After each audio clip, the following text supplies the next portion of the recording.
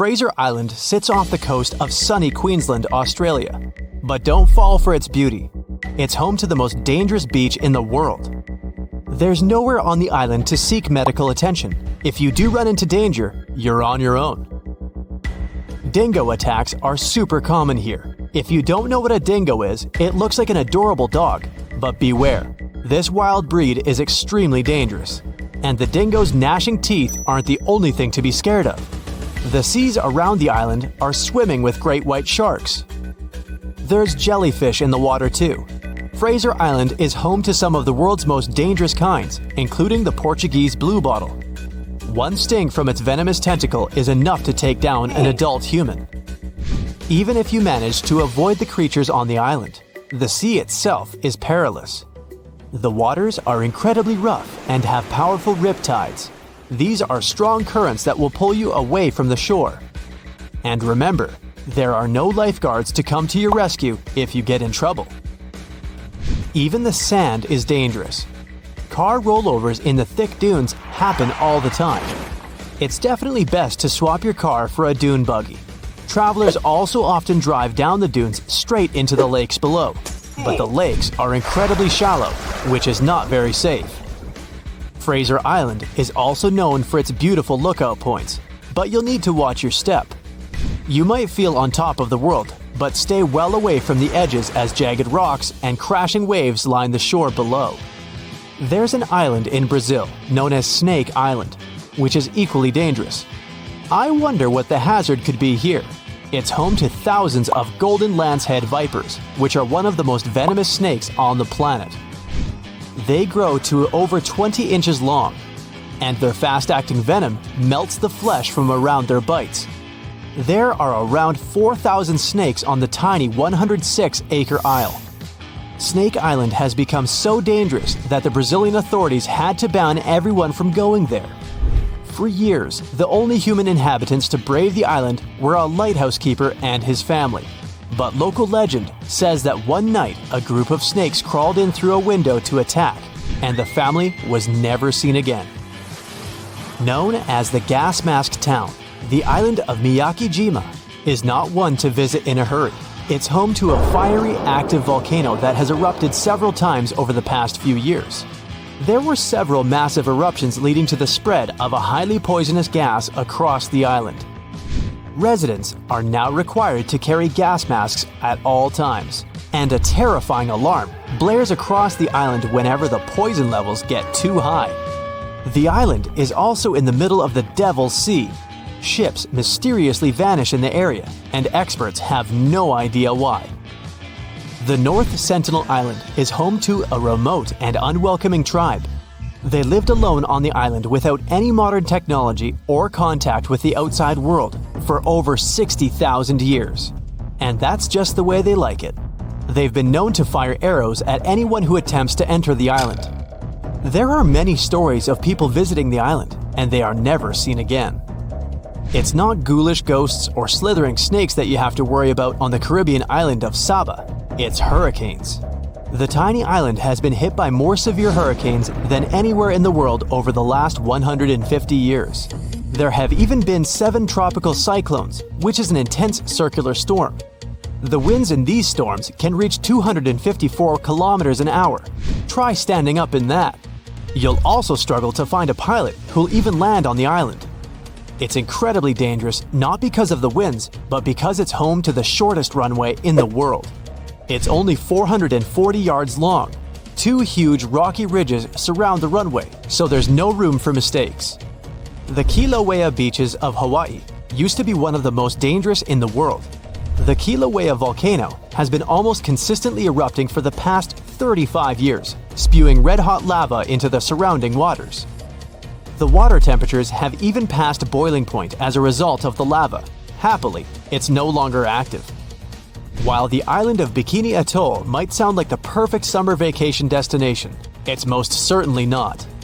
The problem is that this place has dangerously high radiation levels, and the locals had to leave it. Although the island was declared safe in the 90s, its original inhabitants have refused to return. The lack of fishing in the area has also led to a massive increase in sharks who swim the waters in search of their next meal. Strangely, the corals and reefs are thriving. From the distance, Ramree Island looks idyllic. White sand, swaying palms. But beware. They say thousands of hungry saltwater crocodiles used to lurk there, ready to strike at any time. The exact number of those animals was unknown, and some scientists claim that there are quite a few of them right now. I'd stay well clear of the island though. I don't really feel like becoming crocodile food. Skeleton Coast in Namibia is appropriately named as the harsh landscape and lack of water make life almost impossible. Whale carcasses, turtle shells, and elephant rib cages litter the shore. If that isn't bad enough, lions and hyenas patrol the beach in search of their next meal. The surrounding waters are just as dangerous, as they are home to 11 different species of shark. Many sailors have become lost on this coast and have never been seen again. Cape Tribulation in Australia also lives up to its name as it is packed, full of dangers. Swimmers have to wear special stinger suits because the water is teeming with stinging jellyfish. Saltwater crocodiles also hide in the water, but they don't make a suit to keep you safe from those. It's not just the jellyfish that sting. The area is covered in stinging trees. The trees have jagged leaves that give the crocs' teeth a run for their money. On land, there's angry cassowary birds. There are flightless birds that are the same size as an ostrich. They have sharp talons that can easily slice through skin. The Utterkleiv beach in Norway is one of the best places to see the northern lights, but you'll be lucky if you survive more than one night there. The seas surrounding the island can reach 46 degrees Fahrenheit, and that's just in the summer. It probably feels like swimming in ice cream. For years, Gansby Beach has remained a habitat for the most dangerous creatures on the planet.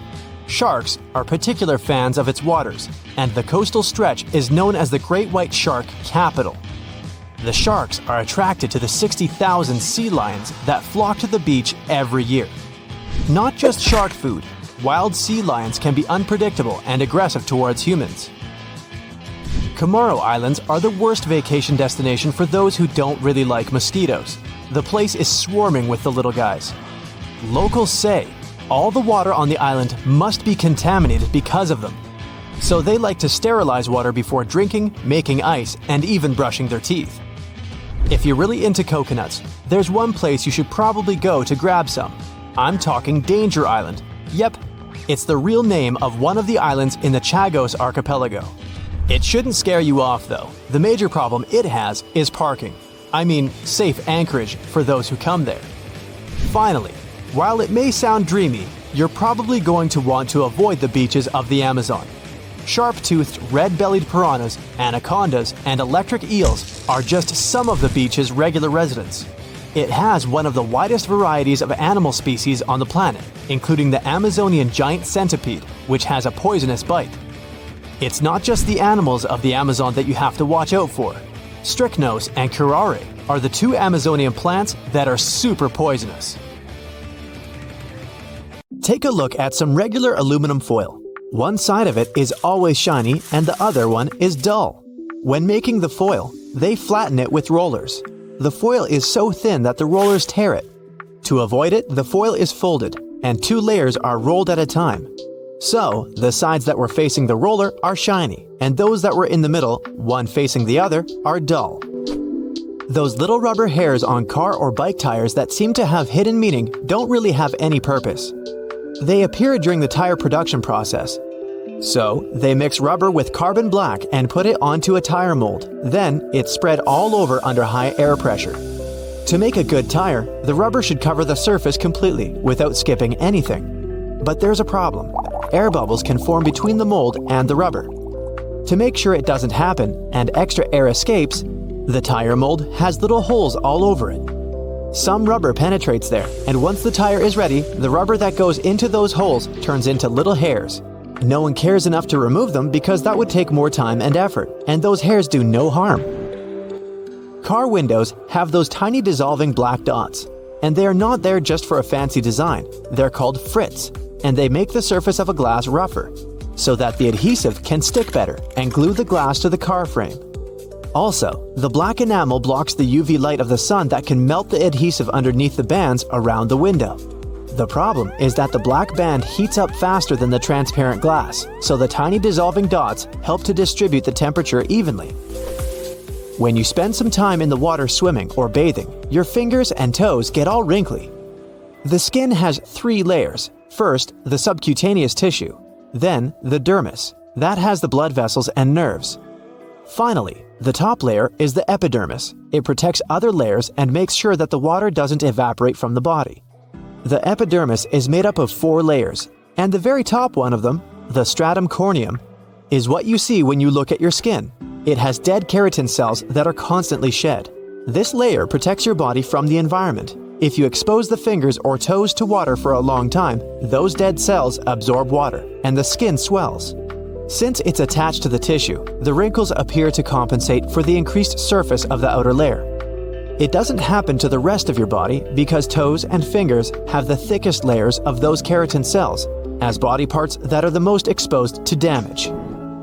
Try speaking in your normal voice when you're crying, and you will likely fail. Your voice considerably changes, and even people who can't see you can tell that something is wrong. The catch is that tears cause changes in the vocal tract, creating many vocal problems for us that are almost impossible to overcome, even if you try. You get tension in your jaw, the larynx raises, and you get a higher-pitched voice. Your vocal cords swell, and they can't work properly for the moment. Sinuses swell too, and you get the nasal sound. Seashells sound like the ocean. Sorry to ruin it for you, but that's not true. The shape of the shell amplifies all the noise around you, and you hear them more distinctively since they're concentrated in one place. The air that gets into the shell bounces from its inner surfaces and resonates inside. The sound effect depends on the shape and size of the shell. If the shell is big, the air bounces for a longer time, and the pitch is lower than if you use a smaller shell. Green screens are commonly used in movie making and video making for visual effects. The simple answer behind why they're made green is fun and simple. Because people aren't green. The movie maker needs a color that isn't used anywhere in the shot so that everything green is hidden. Colors like orange, yellow, or red and their shades wouldn't work because they're similar to people's skin tone. Green and blue are the colors that people's skin tone or hair color don't contain naturally, so they mostly choose those for the screen. Green is more common because it's easier to work with. It's more luminous, so it needs less lighting than a blue screen. When using a green screen, people in the shot can't wear green if they have to be visible. If one wears something green, that part will just get transparent. People that need to be invisible for some effects wear green, and the post-production crew can add chosen footage above their images. Most classroom blackboards, despite the name, are green. Back in the day, 18th century students were using little individual boards in class to write on, instead of copybooks we have now. The boards were made of slate or wood, and they were actually black. Later, teachers started to use boards too, but of bigger size, and they were called blackboards. The material wasn't convenient, so in the 1960s, the company started to produce the boards differently. They used steel plates covered with green enamel. They were lighter and less fragile, and they worked perfectly. These are the boards we typically use nowadays. So, the color changed because of advances in design, and the name is still the same. But some people now call it a chalkboard. 13 is often called a baker's dozen, and there's a fun history behind it. Back in the day in medieval England, bakers came up with the idea to solve one problem. Loaves of bread used to turn out to be of different sizes because of the difference in dough rise and lack of equipment to scale properly. A customer buying a dozen of something could be very unsatisfied if some of the loaves they got were visibly smaller than the others. To compensate for that, bakers would typically add an additional 13th loaf so that no one complained. AM and PM we use speaking of time are Latin letters. AM stands for ante meridium, which means before noon. PM stands for post meridium, meaning afternoon. Latin letters are still used in many other abbreviations. Pounds are marked as LB, from Latin libra pondo. You may occasionally find your cats chilling in a sink. They love it because the bathtub and the sink are usually the coolest places in the house. So, if it's hot inside, many cats, especially long-haired ones, prefer to escape to a more comfortable environment. The bathroom is also usually the quietest place where people don't walk around all the time. and cats feel less disturbed there. A sink can serve as an observation deck for them. It's elevated, and a cat can observe and control what's going on in their territory from up there. Typically, engagement and wedding rings are worn on the fourth finger. The tradition comes from ancient Egypt, Rome, and Greece. People were wearing them on that finger because they believed that there was a vein in it leading straight to the heart. Wearing a ring on it symbolized that the heart of a person was taken. Originally, they put the ring on the right hand because some people believed that the left hand was unhappy. Some countries changed it to the left hand later. Now we know that there's no vein leading to the heart. But the tradition lives on. It's always that finger. Another explanation is even more symbolic. Put your hands together so that the same fingers of each hand touch one another. Fold your middle fingers inwards. The thumbs symbolize your parents. You can separate the thumbs because you leave your parents. Index fingers symbolize your siblings. You can separate them because you have different lives. Pinkies symbolize you and your partner's kids. You can separate pinkies too, because children will leave. Ring fingers symbolize you and your partner. Try separating them. You can't, because partners share life together. In most countries, wedding dresses are typically white. But this tradition isn't as old as you might think. Until the 19th century, wedding dresses were of any random color. Basically, a bride just wore her best gown. As a rule, they weren't white because at the times of no running water, white wasn't a practical color. It was also associated with mourning. Royal women were typically married in red gowns, until 1840 when Queen Victoria got married in a white gown. At first, the aristocrats frowned upon it, but less than a decade later, white became widely accepted since it was associated with purity and innocence. Have a good look at the front of your sweatshirt. Okay, let's ignore the pizza stains for now. Ever notice that V shape right at the bottom of the collar? That small V patch isn't just a decoration, it serves more than one purpose. Made from a double layer of webbing material, just like waistbands and cuffs, these inserts allowed the wearer to put on the sweater without losing any shape over time. As the sweatshirt would be pulled down over the head, the V insert would stretch and flex to allow a lot of wiggle room. The other benefit the V pattern gives is to absorb all that sweat. The chest is a major area of perspiring. Just look at soaked shirts after doing something physical. Although the V insert can only take so much. That extra pocket on the right side of a suit jacket is called the ticket pocket. They used to store coins for people on horseback to pay toll booths without opening their jackets. When train travel became more popular, they were perfect for tickets and passes. As for the left chest pocket, it's used to store handkerchiefs, keeping them away from the other cluttered and dirty pockets. Metallic zippers have a hidden lock built in. Next time you've put on a pair of pants, shorts, or skirt, never leave the zipper handle in an upward position. Push the little zipper tab downwards and it'll automatically lock.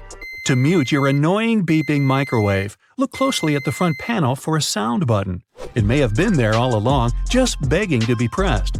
If there's no button, try pressing and holding 1, 0, stop, or cancel. Will either result in turning off the beeping sounds or activating a lock feature. Of course, if your microwave doesn't have any mute function at all, you'll just have to keep running to stop the timer late at night. Nintendo Switch cartridges have a hidden safety function, and it's going to leave a bad taste in your mouth. Although non-toxic, denatonium benzoate coats the cartridge in a sour, peppery, and bitter substance to prevent kiddos from swallowing them. This chemical compound is one of the most bitter flavors known to humanity, commonly used to keep people from consuming things they're not meant to. There's not much privacy while using a public toilet, especially when the door doesn't reach the floor at all. But these gaps are there for emergency access, in case the person inside needs immediate help. The gap also works for ventilation, thank goodness, and to stop people from lingering around the toilet too long. Toothpicks have a built-in holder to prevent you from just leaving them on the table. Just break off the top, it's that simple. Place that on your table and your toothpick between the notches, pointy end up of course. Now it won't touch the table and get all dirty. You can do the same with disposable chopsticks. Break off the top piece before you pull them apart. Those tiny dimples on golf balls actually give a greater lift to the ball and reduce air resistance, meaning the ball can go further with them. These dimples come in spherical and hexagonal shapes, with each slightest change affecting the ball's performance, so choose them carefully. Plastic wrap boxes have hidden little holders that stop the roll from jumping out of the box. They're little cardboard tabs on the sides that lock into the tube inside while making it easy to glide the film out. Just push them in and never be frustrated again. Gosh, I wish that would work with other stuff. The 7 spikes on top of the Statue of Liberty's crown don't represent the 7 seas and the 7 continents at all. They're representing the sun's rays, giving a halo to show that she is divine. In the United States, 12 different Federal Reserve banks print all the money. So if you want to know where your money comes from, just look for these small codes. A1 Boston, B2 New York, C3 Philadelphia, D4 Cleveland, E5 Richmond, F6 Atlanta, G7 Chicago, H8 St. Louis, I9 Minneapolis, J10 Kansas City, K11 Big D Little A Double LAS. It's a song. L12 San Francisco. Never call it Frisco. Meanwhile, the bristles on the side of every escalator are in place to encourage people to stay away from the edge, meaning they're less likely to face a mishap with a trapped bag or shoelace. Did you hear about the octopus caught on the escalator? It was a stretch. Old-fashioned pincushions that are large tomato with a strawberry attached are more than a place for your needles. The strawberry contains an emery board. When you stick your pins and needles into the strawberry, the emery board keeps them rust-free and sharpens them as well. Some people still forget to engage the hose from their car after filling up with gas. Luckily, a lot of gas companies realize this, so if you happen to drive off with the hose still attached to your car, there's a magnetic connector that disengages when pulled. Those different colored bread tags use a color-coded system to show the day that they were baked. They are usually blue tags for Mondays, green tags for Tuesdays, red tags Thursdays, white tags Fridays, and yellow tags for Saturdays. On the back of most beauty products, you'll find a small symbol on the back that indicates how long it'll stay good for. For example, 2M means 2 months after opening. Some jackets have those extra flaps with a button on the shoulder, and they actually have a use. These are perfectly designed for holding your purse, backpack, or bag in place and secure. Pom-poms on the top of beanies were never just a fashion statement. They were for protection, placed on top of the headwear to protect sailors from accidentally hitting their heads while moving around on a ship. Pom-poms touch the roof, so don't go any higher. They don't appear on every type of measuring tape, but diamonds or black circles are there to help contractors measure the proper placement of studs in a wall. Those little holes on your baseball cap aren't some fashion trends that stuck around for years and have never been changed. These holes are actually called eyelets, and they're to keep your head well ventilated, not for appearance. If you have YKK printed on your zipper, they're not some secret code to be cracked. Those 3 letters appear on so many zippers globally because they're the symbol of the world's most universal zipper manufacturer, the YKK Group. Every can of soda comes with a tab for easy opening of the tasty beverage, and every single one of them has a relatively large hole in the top. While it can make it easier to get your finger under the tab to get your soda, its intended purpose is a straw holder. Spin the tab over the opening and place your straw through it to secure it in.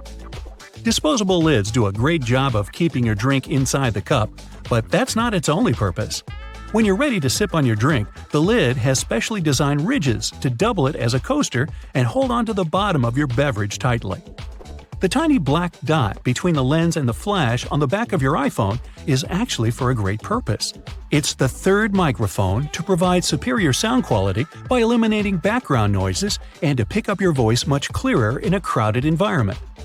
Gas cans that have 2 holes with caps aren't there to fill different-sized equipment. The second hole is meant to be uncapped before you pour your gas to prevent that glugging effect. By allowing more airflow through, the smoother the gas will pour out. That little arrow next to the gas symbol on your car's dashboard shows you which side your gas tank is on.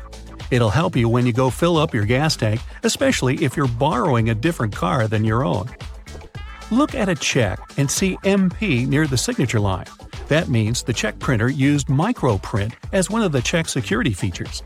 The lines look like a regular line to the untrained eye, but they're words like the bank's name, authorized signature, United States government, or even original document. That little disc that's underneath bottles isn't just a leftover part of the production process.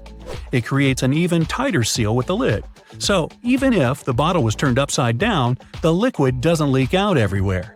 The plastic disc keeps carbonated sodas carbonated for longer with this seal. The indent in the bottom of wine bottles is called a punt, but it's not just something to help you hold on to the bottle. The punt makes the wine bottle stronger, so if dropped, the cork won't fly across the room with all that pressure. Ah, the desert welcomes you with challenging conditions of abandoned environments and extreme temperatures.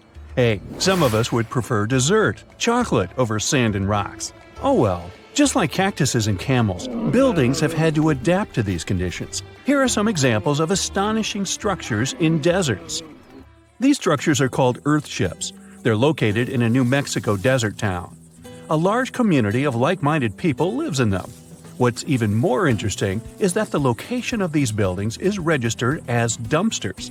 Maybe it's because all these structures are made out of old tires, bottles, and cans. Earthships operate using green building principles. About 40% of a typical earthship is built with natural or recycled materials. Imagine the walls made up of hundreds of used tires packed with dirt. Then there are layers of floor-to-ceiling passive solar windows. They gather the sunlight during winter and reflect it in the summer to keep the structures at a reasonable room temperature. You can see plants in corridors and glass bottles or aluminum cans stuffed inside walls. Certainly a distinct house in many ways. Mike Reynolds is an architect who noticed the alarming waste and consumption levels in the 1970s. He designed a fully sustainable home out of cans back then. Almost 40 years later, he becomes the one who brings together all the other earthshippers. Reynolds drove a Mercedes, but it ran off of the vegetable oil he picked up at fast food restaurants in town. A standard 2-bedroom, 2-bathroom earthship costs about $250,000 in this town. Yet there are earthships like Dobson House that can cost as much as $1.5 million. If you do it yourself, with family and friends, you can eliminate the cost of labor, and it becomes relatively less expensive. Let's assume you're really going to build one. Where can it be? Well, anywhere. Earthships currently fit in the cold, dry air of Canada, as well as the hot and humid climate of Haiti. This is the Mirage Mirror House. It's an installation set in the Southern California desert. Mirage opened in 2017 as part of a contemporary art exhibition. It's composed of mirrors. This minimalistic structure blends with the environment around it. The doors, windows, and openings have been removed to create an amazing experience. What you have in the landscape is reflected back to you. How's it made? With mirrored surfaces. At night, the distant lights refract from the mirrors. In the daytime, the sky is transformed into banks of clouds. There's no fixed scenery in this house. How about seeing a futuristic structure in the deep desert? Architects designed a concept home that pairs perfectly with Elon Musk's Cybertruck. The house has a post-apocalyptic theme. I mean, when I say post-apocalyptic, it's because I can't say it. Anyway, the house is designed to survive in a disaster scenario. The cyber house has steel gates, the windows are armored, and the exterior walls are made out of super strong material. Modern house is controlled by an autonomous geothermal heat pump. To put it in less sci-fi terms, you can keep the internal temperature steady. This sleek house has an entrance that can fit the Cybertruck. After all, it's inspired by it in the first place. Plus, the Cybertruck can be lifted to the second floor to be more secure. This is King Abdullah Petroleum Studies and Research Center in Saudi Arabia. Basically, it's a laboratory in a desert. It was designed to demand minimum energy. The architecture has patterns on the walls and ceilings, giving reference to the local tradition of geometric form. The next stop is Swartberg House in South Africa. This one is located near the Swartberg Mountains, but don't get too excited. It's on the edge of the Great Karoo Desert. It's a 4-bedroom apartment. It has a special temperature regulating system. The system works like a shield from the heat in the summer and has a sun trap in the winter. You're looking at the Grand Mosque of Djenné in Mali. This mosque is 52 feet tall. This is impressive because it's made of only sticks and a special mix of mud and other natural elements found in the desert. Petra is an ancient city hidden in the Jordan Desert. The structures are carved directly into red, white, and pink-colored sandstone cliff faces. It's located among the canyons and mountains near the desert. The place was a trade center many years ago. You might already see pictures of the impressive facade of the treasury. This structure still holds many mysteries in it. For starters, scientists can't explain how the Nabataeans managed to create such a structure thousands of years ago. Did you know that there's another mysterious place in the middle of the desert that has a similar structure to Petra? Median Saleh was like a second capital of the Nabataean kingdom. Yet another secret they left for us to decipher. It has over 100 decorated tombs and more than 1,000 non-monumental graves. Plus, inscriptions and cave drawings are also here, again surrounded by sandstone. This wooden shack was a post office once. The structure is in the Tengger Desert of Mongolia. It's surrounded by nothing. Sand is the only thing that accompanies the lonely structure. The building is only 23 square inches. As you can guess, it didn't get too many visitors. It was abandoned for over 35 years. Its fate changed one day when a woman discovered the building. Mrs. Zhang and her friend came up with an idea. They were going to reach businesses and people who wanted to send letters and postcards from the world's loneliest post office without actually visiting the place. It worked. The post office rarely gets visitors in place, but it's busy online. Over 20,000 letters and postcards were sent from the Desert Post Office in December 2021 alone. The place is about 6 miles off the nearest road. A post truck picks the letters up and hits the road for delivery. Eventually, they are shipped all over the world. A second destination in Saudi Arabia is King Abdulaziz Center for World Culture. The building has an interesting design. It took nearly a decade to build this complex structure. It's a 321-foot-tall tower which stands out with its look. Stone Matters Pavilion is a stone structure in Palestine. The structure spans a surface area of 93 square inches. It has been built entirely out of 300 interlocking stones that mutually support each other. The concave roofs, and yes, they look like giant bowls, are designed that way to collect rainwater. The structure is in Iran. Interestingly, in Iran, the evaporation rate is 3 times faster than the world average, so this bowl-like design comes in very handy. It captures the water in a way that the water can form a single mass as a whole before it evaporates. The outer shell of the roof system collects rainwater, but it also works as an additional shading. It makes air move freely, designed like a cooling mechanism for both roofs. Eco Lodge in Egypt is the next stop.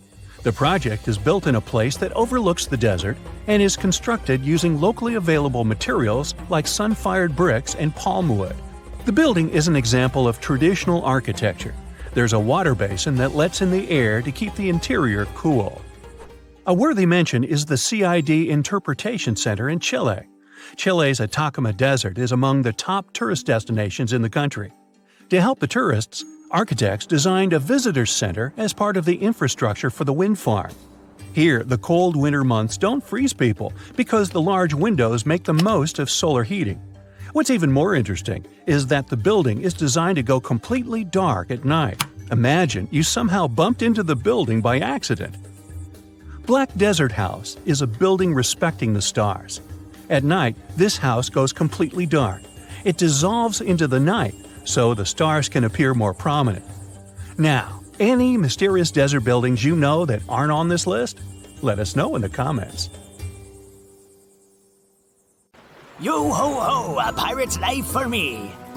Let me stop you right there. If you think being a pirate or a sailor back in the old days was so cool, here's the harsh truth. It was not all about singing sea shanties and embarking on epic voyages across the 7 seas to find the Fountain of Youth or caves filled with gold. It wasn't actually that cool being at sea all the time, and I have 5 compelling reasons to prove you so. Let's dive in, pun intended. Now imagine this. You're so excited. You've been waiting for this day to come, and finally, it's official. You're going to become a real sailor. The captain tells you to get ready because the next day, you're going to set sail on a journey that is expected to take somewhere around 6 months, if you're lucky that is, because storms and singing mermaids could complicate things. You pack a few things. Now, let's pause this daydream for a quick second because here comes problem number 1. What I mean by packing a few things is just the clothes on your back. Sailors would only have one set of clothes that they almost never washed during the entire voyage. That's because they believed that dirt and grease would protect them from winds and rains. Okay, back to the thought experiment. You kiss your family goodbye and head to the port where your new home is waiting.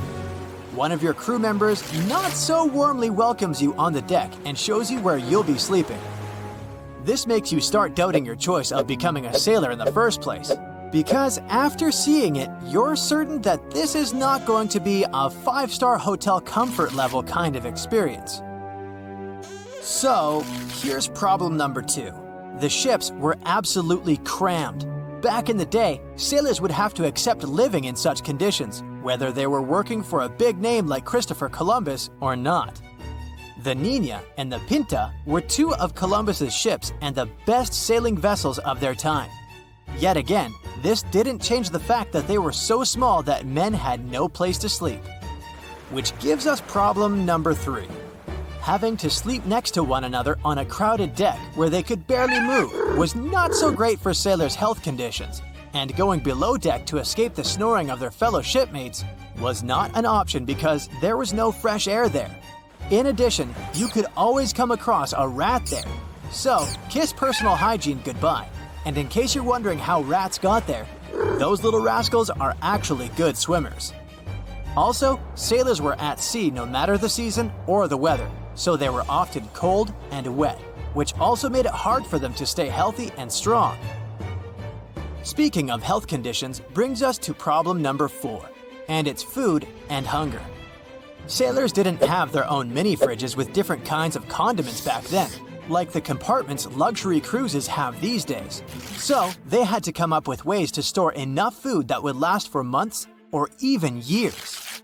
Due to that, their food options were limited. It definitely wasn't like the food prepared by Michelin star chefs.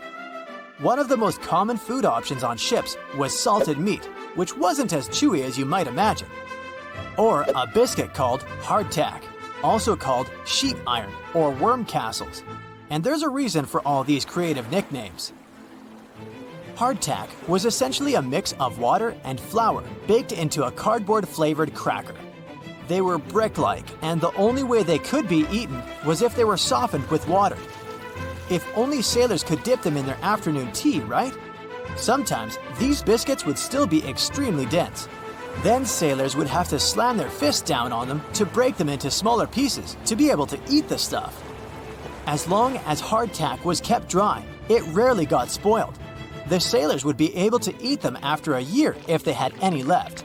But most of the time, it would be extremely hard to keep them dry inside wooden casks. And then, they would get infested with bugs that would leave small holes behind.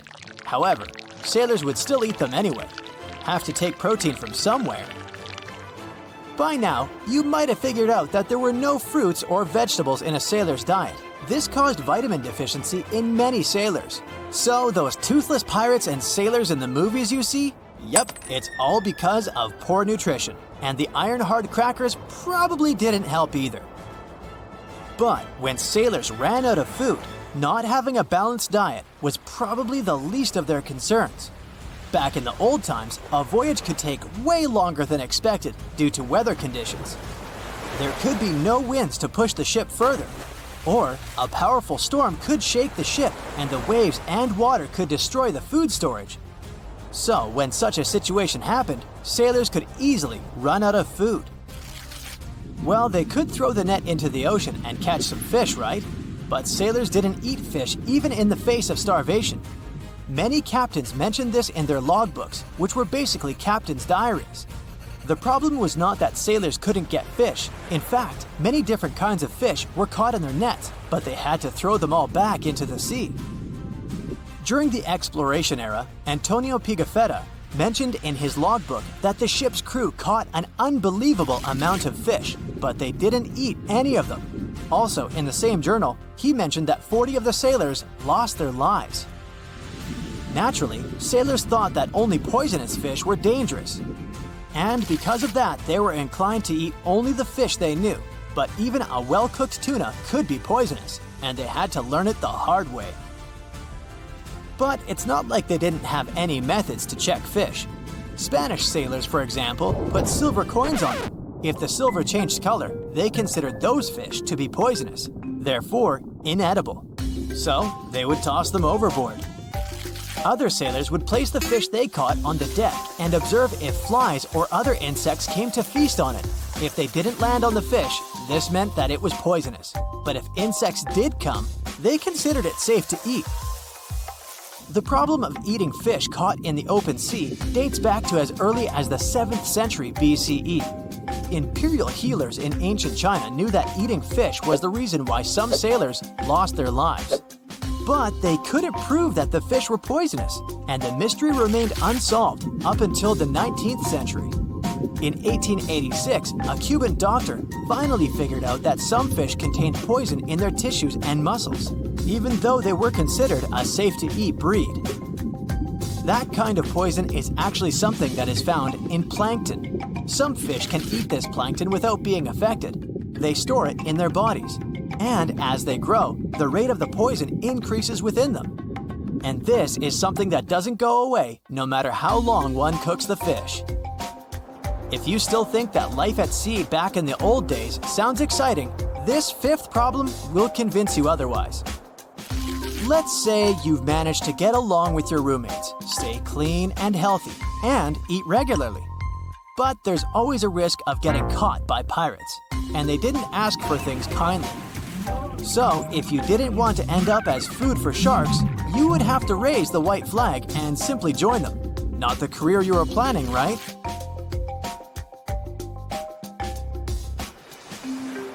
Good luck scrubbing the deck for the rest of your life. You've just reached your perfect spot on a deserted beach. It's so quiet here that you start to doze off. But as you open your eyes, you are shocked. Wait a minute. Is that an actual house that's just been washed up on the shore? It may sound like the beginning of a sci-fi novel, but not if you live near this beach in El Salvador. There's a mysteriously abandoned house there that looks as if it's just been washed ashore.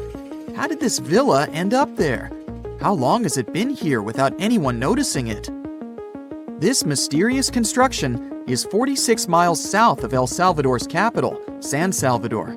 Locals say the building used to be a hotel called Puerto Ventura. At the time it was built, its main attraction was the fact that it was really close to the sea. Unfortunately, the engineering behind it wasn't well planned out, all because locals didn't need any official permission to start the construction. The hotel was too close to the water and dangerously exposed to the elements. The Roman-style villa is now a mere 50 feet from the edge of the sea when the tide is low. It can only be accessed in the morning because later, the tides fill the first floor with salt water. What's now left of the hotel looks like the ruins of a 2-story house. The front part is very impressive, with Roman-type pillars. It also has wide windows on the second floor. You can still see parts of the iron structures and remains of what used to be the gateway to the second floor. There are some bleachers at the top of the building. They're sometimes used by tourists. More and more people are now browsing the area, taking photos, even though the building is obviously not safe for climbing.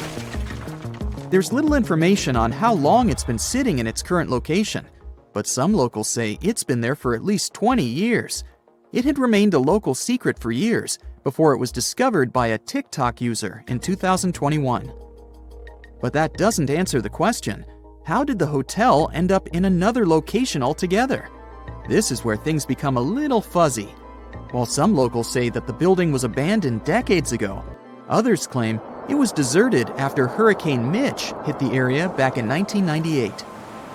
Hurricane Mitch was one of the most dangerous weather phenomena to ever hit Central America. During the storm, the winds traveled at 178 miles per hour, and the hurricane itself lasted for about 15 hours. It was also the cause of a huge amount of rainfall, which resulted in floods and many dangerous landslides. Being built so close to the shoreline, the former hotel had little chance of surviving the extreme weather conditions, so it must have been literally displaced. After sitting under the sun, you might start dreaming of some snowballs getting washed ashore. To even out the temperature. I'm not kidding.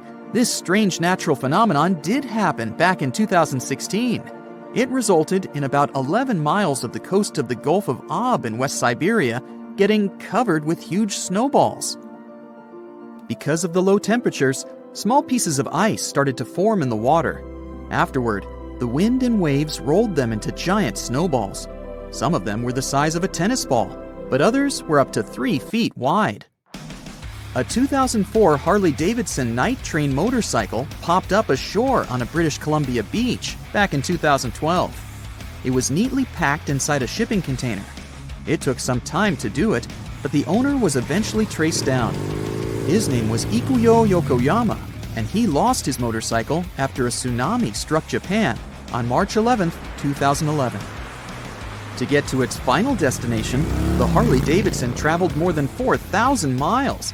To celebrate its long journey, Yokoyama donated the bike to the Harley-Davidson Museum in Milwaukee.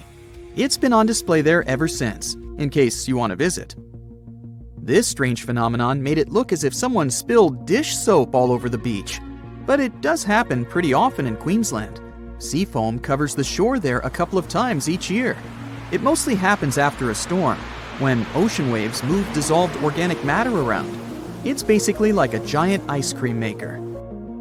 After Cyclone Debbie back in March of 2017, some beaches actually needed to be closed because of huge amounts of white foam. The wind even brought some of that foam to the nearby towns, making locals believe it was snowing. Would you be surprised to see a 6-by-6-foot rusty metal die washed ashore on your local beach? Because back in 2017, people in Coeur d'Alene in Idaho sure were. It turned out to be an old storage tank. Someone decided to spice it up a bit by adding some white spots to make it look like a die. In 1992, thousands of rubber duckies got stranded at sea after a large container ship that was transporting them was hit by a wave. As you can imagine, the ducks started popping up all over the world, in Hawaii, Alaska, South America, Australia, in Europe, and even in the Arctic. It's estimated that a couple hundred of those unlucky rubber ducks are still out there. Interestingly, they turned out to be very useful to scientists. Based on their movements, researchers can monitor the direction of water currents. If you happen to like dinosaurs, you'll be happy to know sea waters can also bring ashore some fossils. In 2018, a large dinosaur jawbone ended up on the coast of Lilstock Beach in Somerset, England. It used to belong to a dinosaur called Ichthyosaurus. Thanks to this finding, scientists were able to make an impressive discovery. Before, they thought the Ichthyosaurus could reach a maximum length of about 69 feet. But after they studied the jawbone, they ended up recalculating the creature's size. They concluded that the Ichthyosaurus could grow up to 85 feet. The megalodon was the largest predator in our planet's history. It lived almost all over the globe, except near the poles. How do we know that? Because megalodon teeth keep appearing on beaches every now and then. One staggering megalodon tooth, which was way over 20 inches long, was discovered in a river in Croatia. Since these creatures have been extinct for about 3 million years, their teeth are highly prized by fossil hunters. A giant Lego man that washed ashore is something I never thought I'd hear about. And it turns out it didn't happen just once.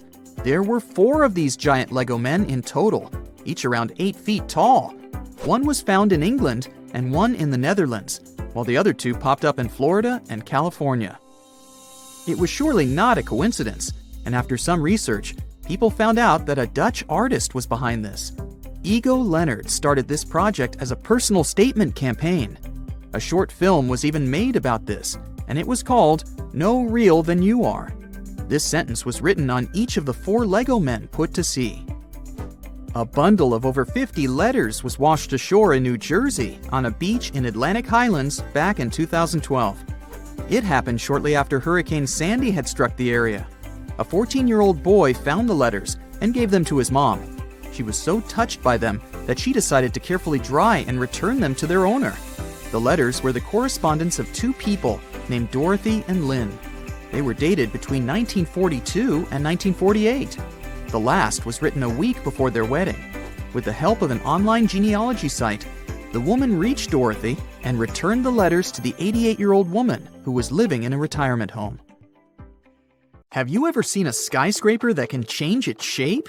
The creators of the F&F Tower in Panama City had a concept and only $50 million, which isn't a lot in skyscraper money. So they couldn't afford a mistake, and they finished a concrete structure with the 39 upper floors rotating 9 degrees around an axis from the first attempt without spending any extra time or materials. Dubai's rotating tower will look different every time you see it once it's finished. Each of its 80 floors will rotate 360 degrees individually around the center of the building. The lucky residents will be able to control that rotation, which means they can choose their view from the window. A complete lap should take about 90 minutes. And no, the tower won't be a huge waste of electricity. It will produce its own energy. Wind turbines between the floors will drive the rotations. If you've ever wanted to live inside a video game, book an apartment in the King Power Mahana Khan building. This pixelated skyscraper around the height of the Eiffel Tower is the tallest building in Thailand. The secret behind its looks is the horizontally and vertically divided glass windows. It took 5 years to finish this beauty with over 200 apartments, a hotel, luxury shops, restaurants, and one of the most breathtaking viewpoints in the world. The Libyan International Building features one of the world's tallest artificial waterfalls, running right down its side. No worries, they only turn it on special occasions, and it uses a mix of recycled tap water and rainwater. When it started running for the first time, the non-informed locals even reported a huge water leak. The Cybertexture office building in Mumbai looks like a huge egg made of glass and steel. It was actually inspired by a vessel that, like our planet, has its own ecosystem. To bring down the heat levels inside, the architects chose the ideal orientation and added sun shading and an underground cooling system. The Marina Bay Sands in Singapore seems like a Stonehenge look-alike, but its architect claims that he was inspired by a house of cards. The horizontal one is balanced on the 3 vertical ones. They are 3 55-story hotels with restaurants, nightclubs, gardens, shops, museums, and movie theaters. The horizontal card is an infinity swimming pool with the best view of the city for up to 4,000 visitors. The pool hangs at the height of the 57th floor, and it feels like nothing is holding it. The dancing house definitely stands out among the more traditional architecture in Prague. The nickname for the house is Fred and Ginger. The stone tower symbolizes the famous dancer Fred Astaire, and the glass tower, his partner, Ginger Rogers. There's even imaginary hair on top of Fred's tower. 99 concrete panels support the dancing shape, all of them of different dimensions. Umeda Sky Building, twice the height of Big Ben, consists of 2 towers of glass and steel to the north of Osaka Station. The floating garden observatory connects the towers on top. Although the building is in a huge city, the skywalk is so high in the clouds that the only thing you'll hear up there is the wind. If you're scared of heights, you can visit an urban garden, a theater, an art museum, or one of the many offices closer to the ground inside the building. Architect Octavio Mendoza owns probably the largest piece of pottery in the world. If you're ever in Colombia, ask the locals for directions to the Flintstone House. Yes, they call it that for a reason. The official name is Casa Terracotta, and the architect only used clay to build it. He let it bake and harden in the sun, which transformed the pliable material into solid ceramic. Every curve of the building is designed after the surrounding hills. All the furniture inside is also made of clay. Mendoza is determined to work on the casa for the rest of his life. Artists Dennis Sullivan and Francis Conklin have been saving money for 15 years, carving smaller wooden dogs to create their dream project. The Dog Bark Park Inn in Cottonwood is a 12-foot beagle that stands proud in the Idaho prairie. There is a bedroom and a living area in its body, and an extra bedroom in the head. Have you ever wondered what it's like to be inside a huge carpet? Me neither. But checking out the Azerbaijan National Carpet Museum is definitely worth it anyway.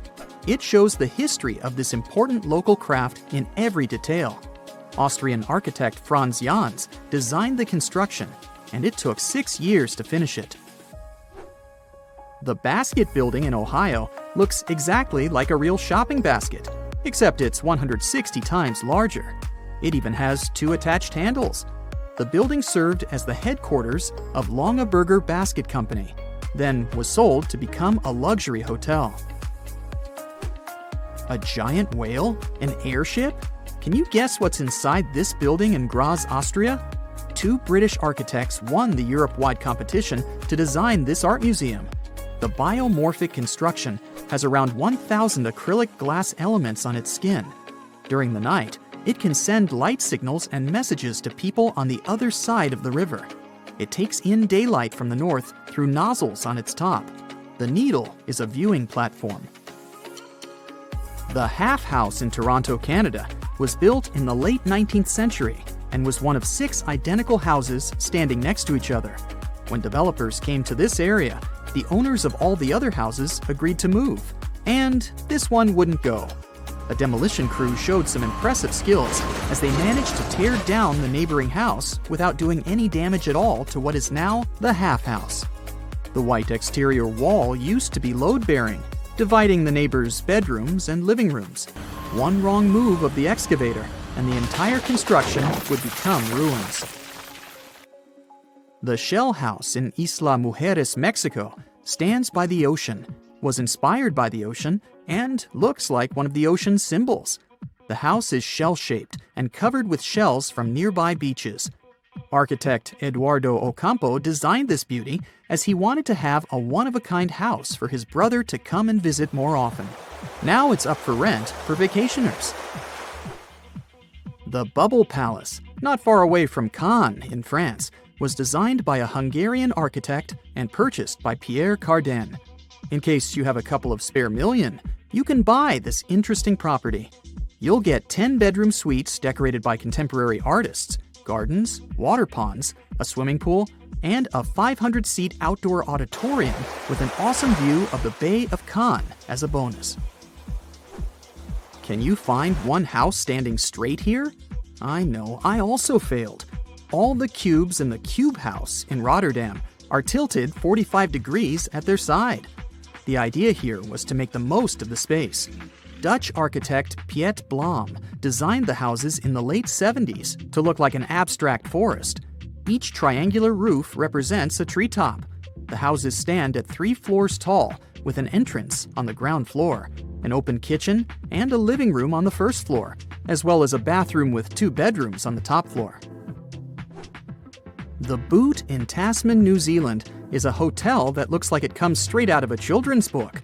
It even has legit shoelaces. There's a spiral staircase, cozy fireplace, kitchenette, and a bedroom with a balcony. If you ever find yourself in Mitchell, South Dakota, be sure not to miss out on their key tourist attraction, the Corn Palace.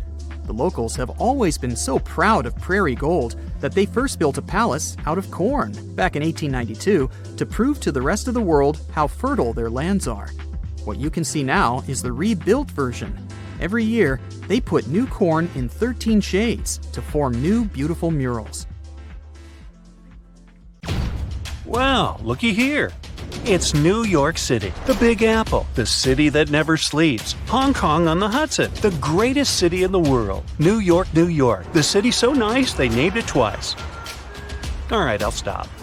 You thought you knew this city so well, but underneath all that glitz and glamour is a facade, literally. New York is populated with some of the most iconic urban buildings in the world and home to some of the most unique and famous towers. Who would have known that New York was a front for fake buildings? And the cool thing is that there are plenty to search for. Okay, I'm adding that to my bucket list. So the question is, why do they put these fake buildings all over New York? The city is one of the most vibrant places in the world and requires many infrastructures to keep the city in motion. That means having many industrial structures and buildings in every major district. New York is charming for the design and the buildings. Imagine having industrial structures right next to your favorite pizza parlor or hot dog stand. The designers thought ahead and decided to disguise those industrial infrastructures as fake buildings. They blend with the city so well that they don't stand out. They look like your good old apartment or housing unit with a front door, real-life windows, and even charming balconies where people would hang out. The only thing is that there's nothing behind the facade and no one is allowed inside. So, where in the world can you find these fake buildings? For starters, one of the most popular fake buildings is in Brooklyn. At 58 Joralemon Street, you can find a very typical neighborhood. But between the buildings stands a brick building with a slightly deeper shade than the rest. It has bright open windows that blend in with the rest of the buildings in the neighborhood, except that they're blacked out. At first glance, you might not think of it as anything, but if you pay close attention, the building looks like a glitch from a video game. It was built in 1847, way before New York was considered glamorous. Originally, it was meant to be a regular building, but in 1908, they converted it into a fake building. Don't think you can just try to break in. Even if you could, it's pointless, because it's part of a ventilation fan for the subway. It also serves as an emergency exit for some of the surrounding buildings. Actually, throughout New York, many fake buildings exist to disguise the subway vents for the smoke to escape. All the way to 415 Bruckner Boulevard, the Bronx, this townhouse was designed by the Switzer Group, which is an interior architect company. It's not as charming as the one at 58 Joralemon Street, but it serves a similar purpose: to hide an electric substation for New York's utility company. The city needs these substations to reduce the high-voltage electricity to a lower voltage so it can be distributed locally. Having a building like this popping out of the middle of your neighborhood isn't exactly the smartest way to attract people to the Bronx. That's why the fake townhouse facade is the perfect camouflage. Now, some of these fake buildings don't really hit the mark and stick out like a sore thumb. The people of Manhattan describe the Mulberry Square infrastructure as a complete clunker. After plenty of redesigns and back to the drawing board meetings, the result is still not pretty. The locals compare it to a concrete box. They created windows without glass, which doesn't allow the building to blend in with the rest of the neighborhood. But it beats a typical subway ventilation plant either way. There are just so many places to visit and cross off your bucket list.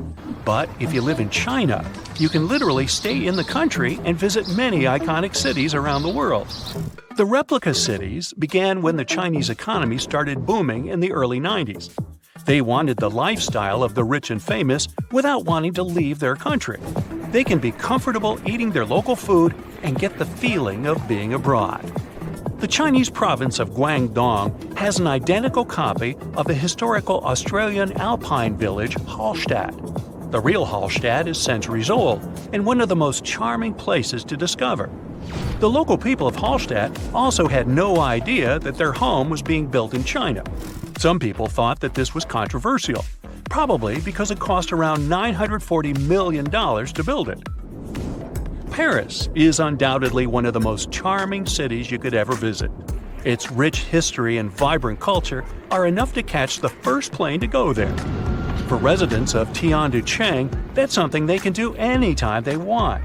The city is also known as Sky City and has a replica of the Eiffel Tower that looks eerily like the iconic one in Paris and built buildings to match the city's visual charm.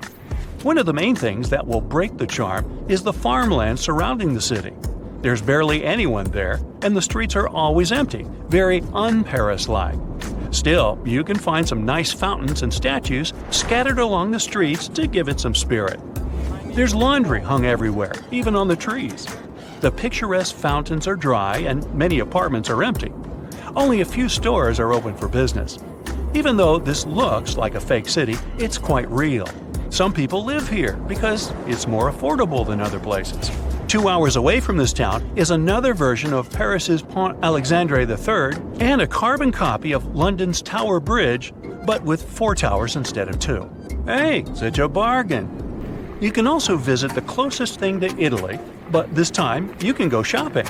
Florentia Village is an outlet mall that offers an array of shops to lose yourself. The good thing is that this was built by an Italian developer to capture the essence of an Italian village. It has fountains, canals, and mosaics for proper aesthetics. It began in 2011 and has more than 200 shops with many Italian brands and British, US, and Chinese brands as well. The place is so popular that it gets between 10,000 and 25,000 visitors per day. China also has other replica towns that put you in a mini Manhattan called the Yujiapu Financial District. The developer's goal was to make this place the financial center of the world. It was complete with the right landmarks, like the Rockefeller and Lincoln Centers, but the project was halted in 2019, leaving it mainly empty. You can find a typical English town with cobbled streets, Victorian homes, and restaurants that make Thames Town. This place was meant to recreate a European lifestyle fantasy without leaving Shanghai. China also has a Dutch town that has some elements of Amsterdam with windmills and famous canals. They even decided to copy some of the landmarks, like the Netherlands Maritime Museum. Here's a bonus story of Lebanon's thinnest building built out of a dispute. It's the story of two brothers who both inherited unequal plots of land. One of the brothers happened to get a very thin plot of land and couldn't help but be jealous of his brother's nice plot of land. He wasn't pleased. Both of the lands overlooked the Mediterranean Sea in a lively neighborhood of Beirut. So it's no wonder that both brothers couldn't agree on how they should develop their lands. It was obvious that the brother with the most land could build a proper building. The other brother had to improvise. He decided to obstruct his brother's property by constructing a thin building enough to only fit 14 feet at its widest and 2 feet at its most narrow. It was constructed in 1954, and the locals of the area know it as the Grudge. The crazy thing is that the place was once habitable with many visitors enjoying their stay. It's not easy to live there, but it's part of living the experience. The building is still standing, but is empty. Behind those huge steel doors is one of the most guarded places on Earth. It's known as Site R, or the Raven Rock Mountain Complex. You'll find it in Pennsylvania. The construction is 60 stories underground and is said to be a safe place for people in case of a natural or human-made disaster. There's not a lot of information online about this mysterious place, but what we do know is that it's equipped with 38 communication systems. It's obviously not available for visits via Google Earth, but you can catch a quick glance at the two gates that face the complex. Vatican City is one of the most famous enclaves on Earth, and it's certainly worth a visit due to its wonderful architecture and vast list of art pieces to check out. One place, however, will always be off limits for visitors: the Vatican's secret archives. They have some of the oldest and rarest books on Earth. These archives are available only to a limited number of people, and since they have been visited by a small number of people so far, they also trigger a lot of weird theories. For example, that there may be books proving there's life outside our planet. If you're fascinated by shipwrecks, you'll be interested to know that one of the largest wrecks you can see on Google Earth is on North Sentinel Island, India. It used to be called the SS Jassim. It was a Bolivian ferry that sank in the area back in 2003. The reason why people can't visit it physically isn't because of the ship itself, but because the island is home to the world's most dangerous tribe. We don't really know how many people live there, but it was estimated that between 50 to 400 people call this place home. And they really don't like tourists. No person that tried to reach them survived. Also, to protect them, their privacy, and their special status, the island is closely monitored by the Indian authorities. That's mostly because it's believed the locals don't have any immunity to modern diseases. So being in contact with foreigners might be dangerous for the tribe's people, since they've never seen the outer world. A huge pink bunny appeared seemingly out of nowhere in the Italian Coleto Fava Mountains back in 2005. Besides the locals, some people stumbled upon it online too. They were puzzled by the discovery. Unfortunately, that 200-foot-tall bunny is completely gone today. You can still find the images of it online though. The unusual object was designed by artists from Vienna. They encouraged tourists to climb, jump, or even take a nap on top of the large rabbit. The whole purpose of the project was to allow people to experience what it would be like to live as smaller creatures. The bunny didn't have any removal date at the time it was placed there and was expected to last at least until 2025. But Mother Nature had other plans. A Japanese artist decided to move back to her little home village named Nagoro. But she soon found out that most of her neighbors were moving to bigger cities. To deal with loneliness, she started putting together scarecrow-like dolls, or kakashi, and placing them all over her garden. She didn't stop there, though. The artist soon began doing the same with many other places in her village, creating dolls and placing them as if they were taking part in various human activities. These dolls keep moving around too, but the woman likes to stay true to her story and insists she doesn't touch them. You can see the images of this quirky village on Google Maps. This weird portal was discovered via online maps in New Baltimore, New York. It gave people all sorts of bad dreams. With spooky-looking buildings and all sorts of blurry figures, this area soon became a source for many weird internet theories. Turns out it was nothing more than a technical issue, which resulted in those images being rendered in a distorted manner. Either way, if you look for these images on Google, you won't be able to unsee them. This cute miniature world map was created by an artist from Denmark. He continuously worked on this tedious project from 1944 until 1967.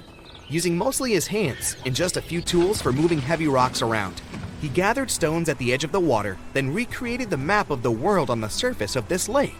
During the winter, he was able to use a sled to transport larger pieces of rock over the ice and then place them in the perfect position.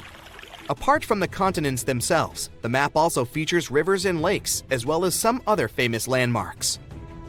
Care to have a look at a sea without any coasts? Search for the Sargasso Sea. You'll find it in the northern Atlantic Ocean. This weird sea is surrounded by 4 ocean currents and no dry land at all. It got its name from the seaweed that grows there, sargassum. Fingerprints on the lens of a satellite camera? You may be tricked into thinking this if you search for the finger maze. It's located in the city of Brighton, UK, and is a large fingerprint created in Hove Park. It also has a maze at the center. It can be really hard and time-consuming to look for wild animals on Google Earth. But the Geo browser does have a nice feature that can help if you're eager to see hippos and flamingos in their natural habitat. Try Googling animals from above and start scrolling through these images. This unique feature can take you from Kenya to Namibia and even all the way to Antarctica, where you can see emperor penguins. There are some places on Google Maps that, for specific reasons, aren't available for the online public, like the Royal Palace in Amsterdam. If you head over there via Google Earth, you'll see that everything around the Dutch Royal Palace is still visible, like the vegetation and roads, but the construction itself is blurred from all angles. That's probably because local authorities want to keep the unique views of the palace for the eyes of physical visitors only. The same goes for the Tantaco National Park in Chile.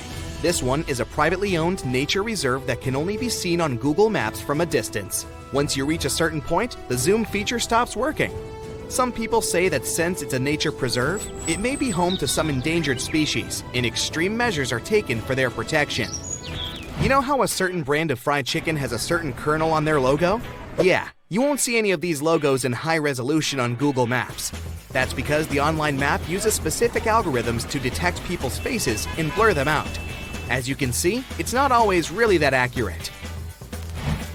It's called Snake Island, and the Brazilian authorities prohibit people from visiting it. For good reason. You'll find the island near the city of Sao Paulo in Brazil. It's said to be home to over 4,000 snakes.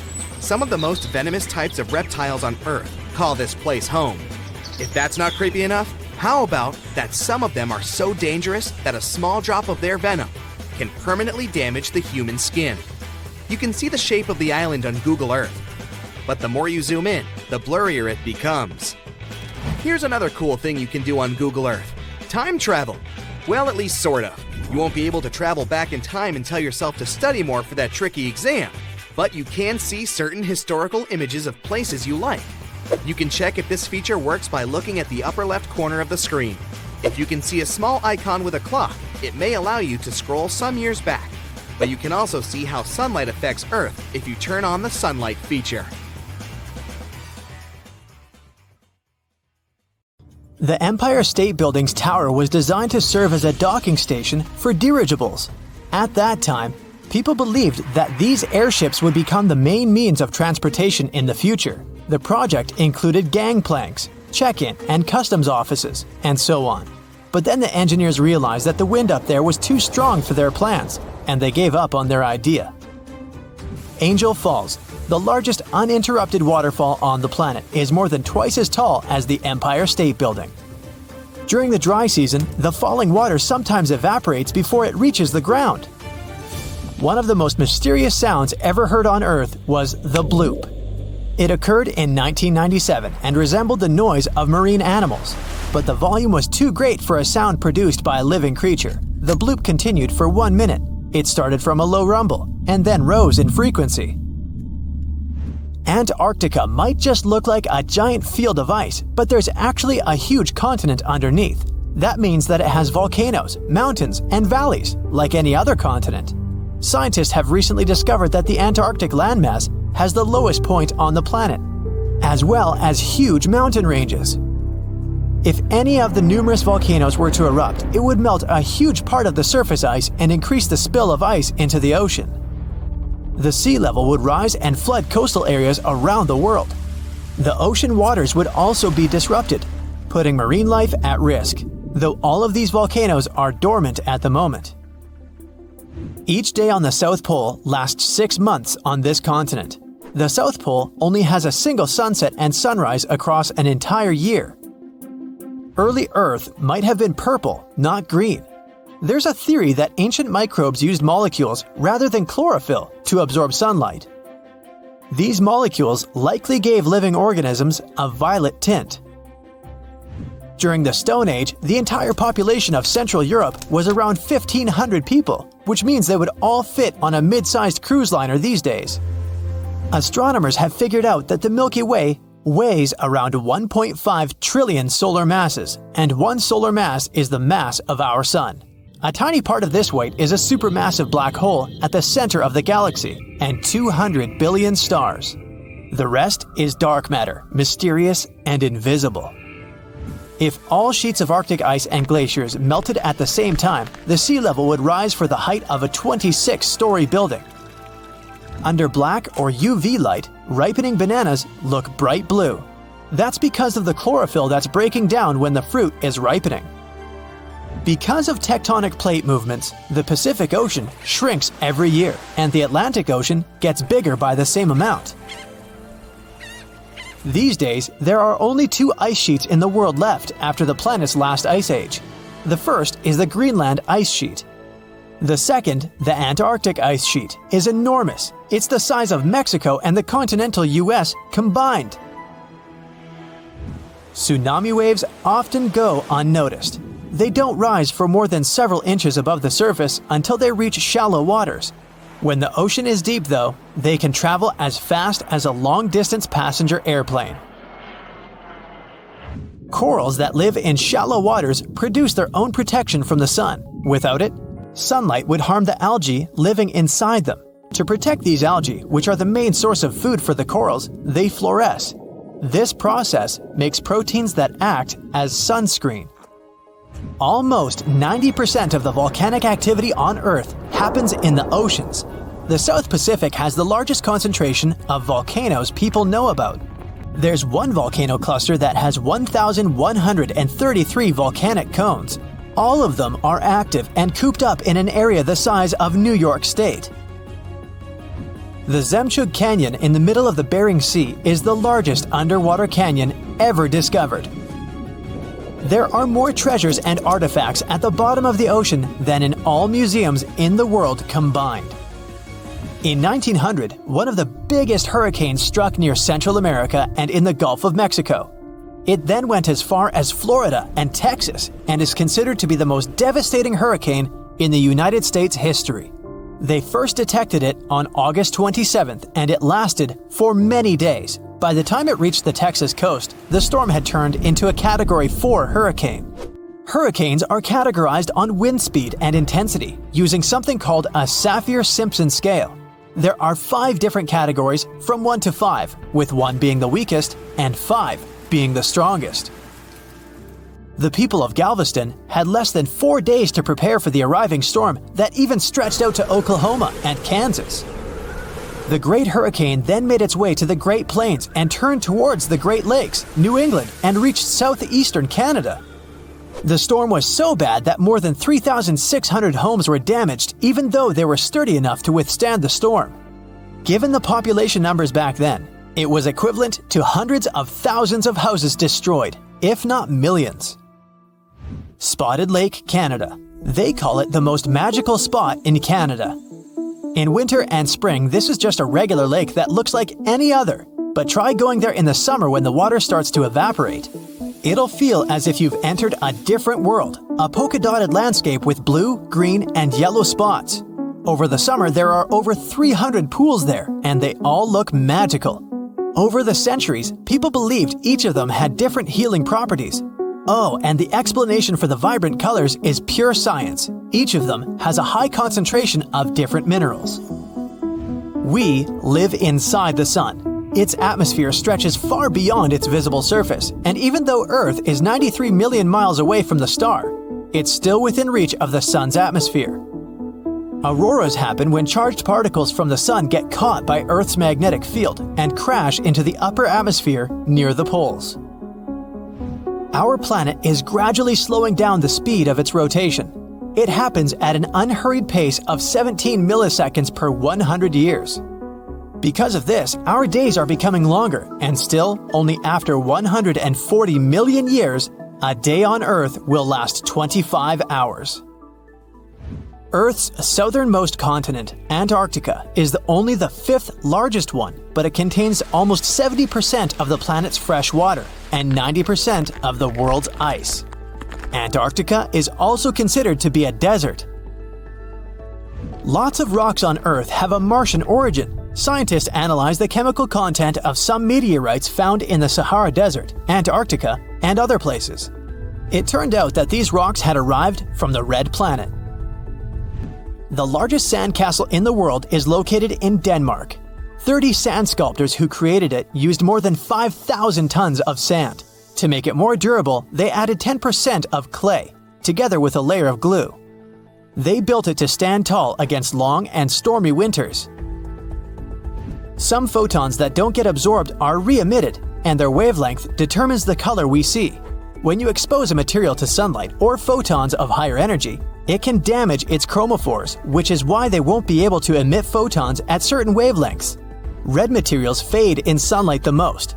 Their chromophores emit red light in a way they mop up photons of the rest of the wavelengths.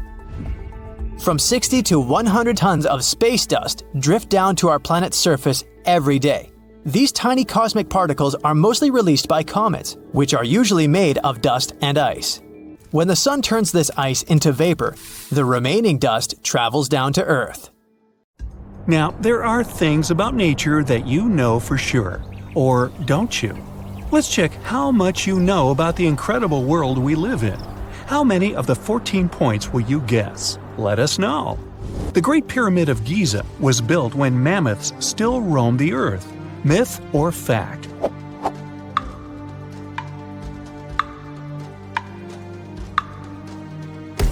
It's actually a fact. The most famous pyramid in the world had been constructed about 500 years before woolly mammoths went extinct, approximately 4,000 years ago. Their last known habitat was the cold and deserted Wrangel Island in the Arctic Sea, which might not have been as cold then as it is today. There are more trees on Earth than stars in the Milky Way. Is it myth or fact?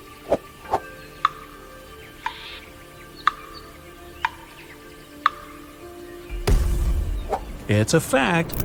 Scientists used to believe there were about 4 billion trees on our planet, but more recent studies have shown that there are over 3 trillion of them, making it 420 trees per person.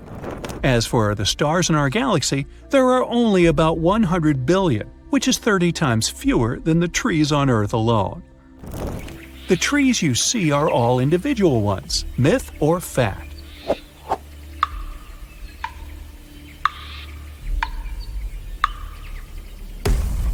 This is false. In fact, 90% of the trees on Earth are interconnected by mycelium filaments. They send warning signals when in danger and exchange nutrients through them. It's kind of like the underground internet. Also, there are organisms like Pando, for example, which is the largest single living being on the planet. It looks like a dense forest of quaking aspens. In fact, it's basically a single giant tree, with its roots being interconnected underground. We drink the same water dinosaurs used to drink hundreds of millions of years ago. Myth or fact?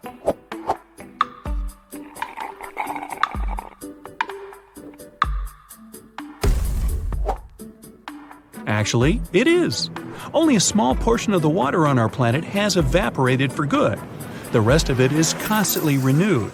So, mammoths, dinosaurs, and whatever came before them billions of years ago drank and swam in the same water we see today. Not to mention what else they did in the water. Unfortunately, the water doesn't keep information about those ancient creatures for us to find out more about them. Lightning never strikes the same place twice. Are you willing to bet on that? Myth or fact?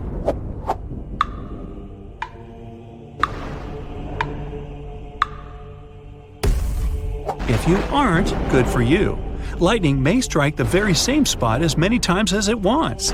It might seem random, but the electrical discharge from the sky is pulled toward the tallest objects in the thunderstorm area.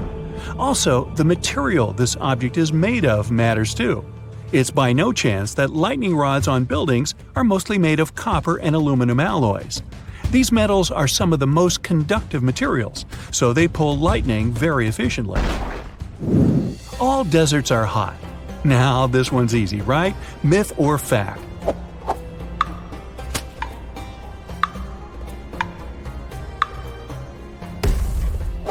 If you guessed it's a myth, then right you are. Deserts are qualified not for their temperature, but for the presence or absence of growth and life in them. The most well-known desert is the Sahara, of course, and it is indeed very hot. The actual largest desert in the world is Antarctica, which is almost twice the size of the Sahara Desert. And you wouldn't call it even lukewarm. It's a polar desert, and there are several others on our planet. For example, Greenland. There's enough gold underground to cover the entire planet in a thick layer. Would you believe that?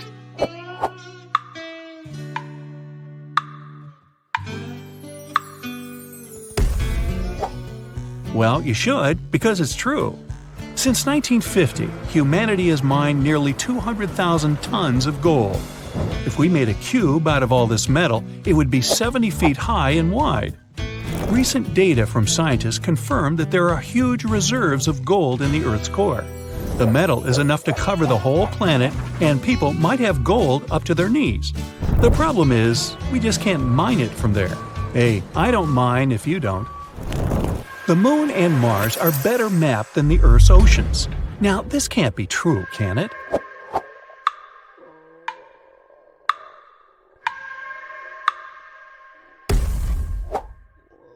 Actually, it can.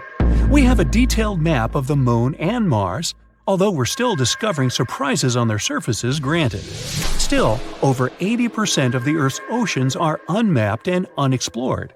We can't study the oceans properly because of pressure, cold, and lack of light underneath billions of tons of water. The lava is always red. What other color can it be, right? Myth or fact?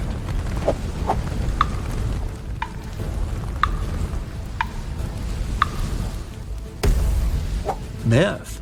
Usually lava is really red or orange because it's basically molten rock from the deep bowels of our planet. But there's one volcano in Indonesia whose lava is blue and luminescent. Only at night though. During the day, it looks normal. No mystery about it, just tons of sulfuric gas. This volcano also has the largest acidic crater lake in the world. The water there is so turquoise, you want to jump in immediately, but you probably guessed you should never do that. The fire on that volcano is also blue, the largest blue fire in the world, rising up to 16 feet high. Ever seen a gas stove burning? Here, the principle is basically the same. You can see a rainbow at night, too. Is it myth or a fact?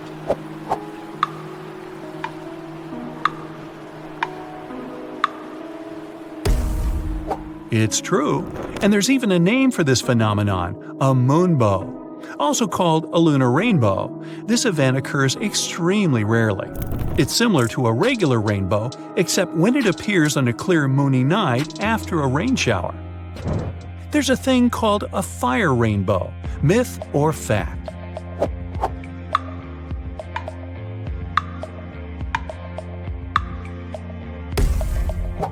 You bet! It's a beautiful phenomenon when the clouds in the sky are painted all the colors of the rainbow, looking like a fiery, multicolored cascade. It only occurs when the conditions are right, and those are very specific. It's close to the equator, the weather is clear, there are feather-like clouds in the sky, the sun is higher than 58 degrees above the horizon. Such clouds are made of ice crystals. When the sun's rays hit them, the particles refract the light and create a rainbow. Wow! There are rainbow trees, myth or fact.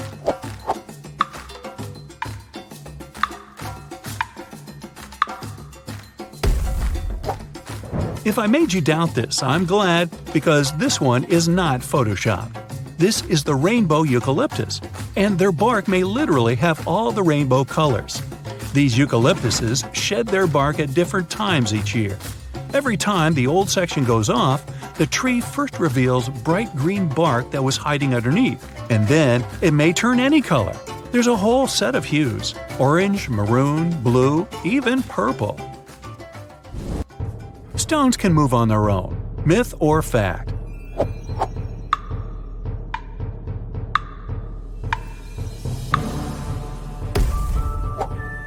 Well, you'd be right to believe me. There's a desert plain in California where rocks move around of their own will. Once this plain used to be the bottom of a lake, but then it dried out and became an arid wasteland. Sometimes rains fall here, flooding the entire valley. When night comes, the temperature drops and the water is covered with a thin layer of ice. When it gets warmer again, the ice breaks into segments and the wind pushes them around the place. Some of these ice shards take small rocks with them. When the ice melts for good and the water evaporates, the only thing that remains are trails left by the rocks, as if they'd moved on their own. Mud puddles can move around. Myth or fact?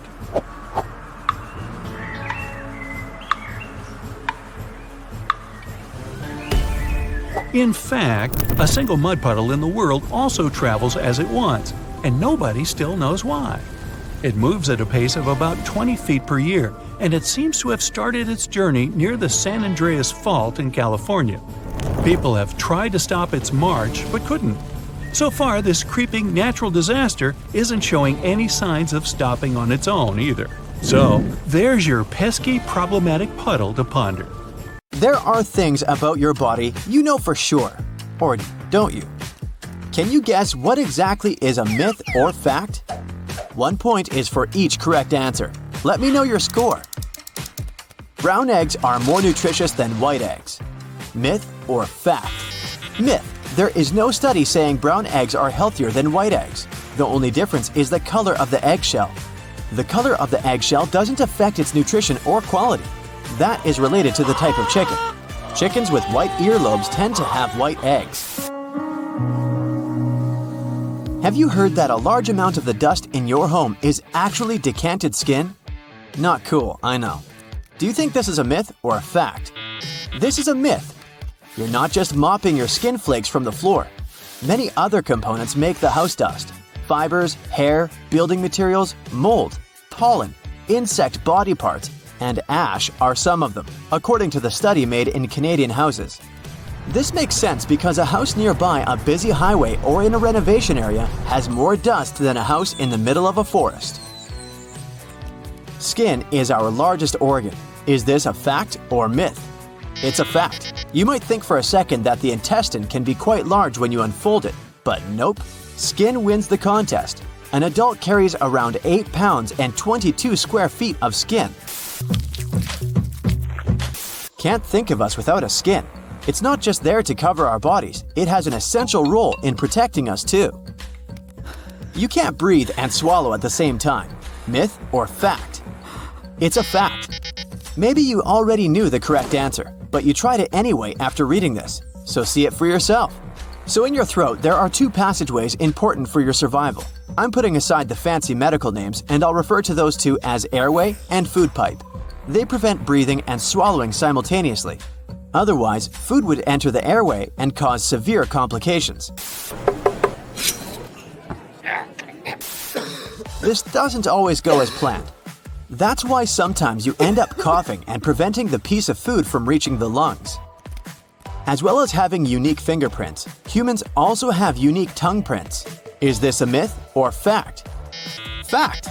The human tongue is magnificent enough in its features that make us taste the food. It's also unique in its texture. People use biometric systems like fingerprints, voice scans, and iris scans for authentication. They are important to the identification and verification phases. Tongue print is unique, so it's very hard to copy it. It can be used as a biometric system tool too. What if people started using this system in their daily lives for safety reasons? Imagine locking a safe or your phone with a tongue print. An adult spends 3 hours in the bathroom every week. Do you think this is a fact or a myth? It's a fact. A poll by scientists reveals that an average adult spends 3 hours and 9 minutes on the toilet every week. This is more than the time they spent exercising. Take your sweet time. No need to rush. You swallow 8 spiders a year while sleeping. Myth or fact? Don't believe it. Lucky for us, and for the spiders of course, this is not true. Fear no more and have a good night's sleep. Most spiders don't deliberately come near humans. Plus, vibrations coming from a sleeping person might be uncanny for them. Or maybe the spider just lives in the habitat. It thinks that you are flatmates sharing a room. As long as there is actual evidence, I call this a myth. Your thigh bone can resist thousands of pounds of force. Do you think this is a myth or a fact? Yes, this is a fact. People generally refer to it as tight bone, but its actual name is femur bone. This bone is located on the upper part of your leg. Experts say that this bone is hard to break. It's one of the 2 strongest bones in our anatomy. The first one is the temporal bone of the skull. If you wondered about the first one. Anyway, a tight bone can support 30 times more of your body weight. Maybe it's because the femur bone is the longest and largest bone in the human body. Do you believe that shaving your hair makes it grow back thicker? Fact or myth? Watch how I debunk that myth. Experts say shaving doesn't affect the thickness of the hair. The hair's head didn't remove, so the root is still there. You only shave the upper part. After a shave, the hair grows bluntly because it's been cut. That's why you may feel it's getting thicker. It's safe to eat food that's been on the floor for 5 seconds or less. Is this a fact or a myth? Sorry for blocking the best way you justify eating something that fell on the floor. There's no such thing as the 5-second rule. Researchers found that a substantial amount of bacteria transferred to the food within 5 seconds. The moisture of the food directly affects contamination. Imagine you drop a slice of watermelon and chips on the floor. I don't know why you're eating both together or how you end up dropping them both. But let's continue with this example anyway. The watermelon will have more contamination than chips. Because watermelon has more moisture in it, the surface of the watermelon is more open to transferring bacteria. Blondes and redheads may soon disappear. Myth or fact? An easy one, right? This is a myth. Red or blonde-colored hairs are connected to recessive genes. They can be carried from one generation to another without creating the hair color of the carrier. If both parents have the correct recessive genes, the chances are high that the next generation will have blonde or red hair. These genes are rare, but populations still have those genes carried out, so they won't get lost forever.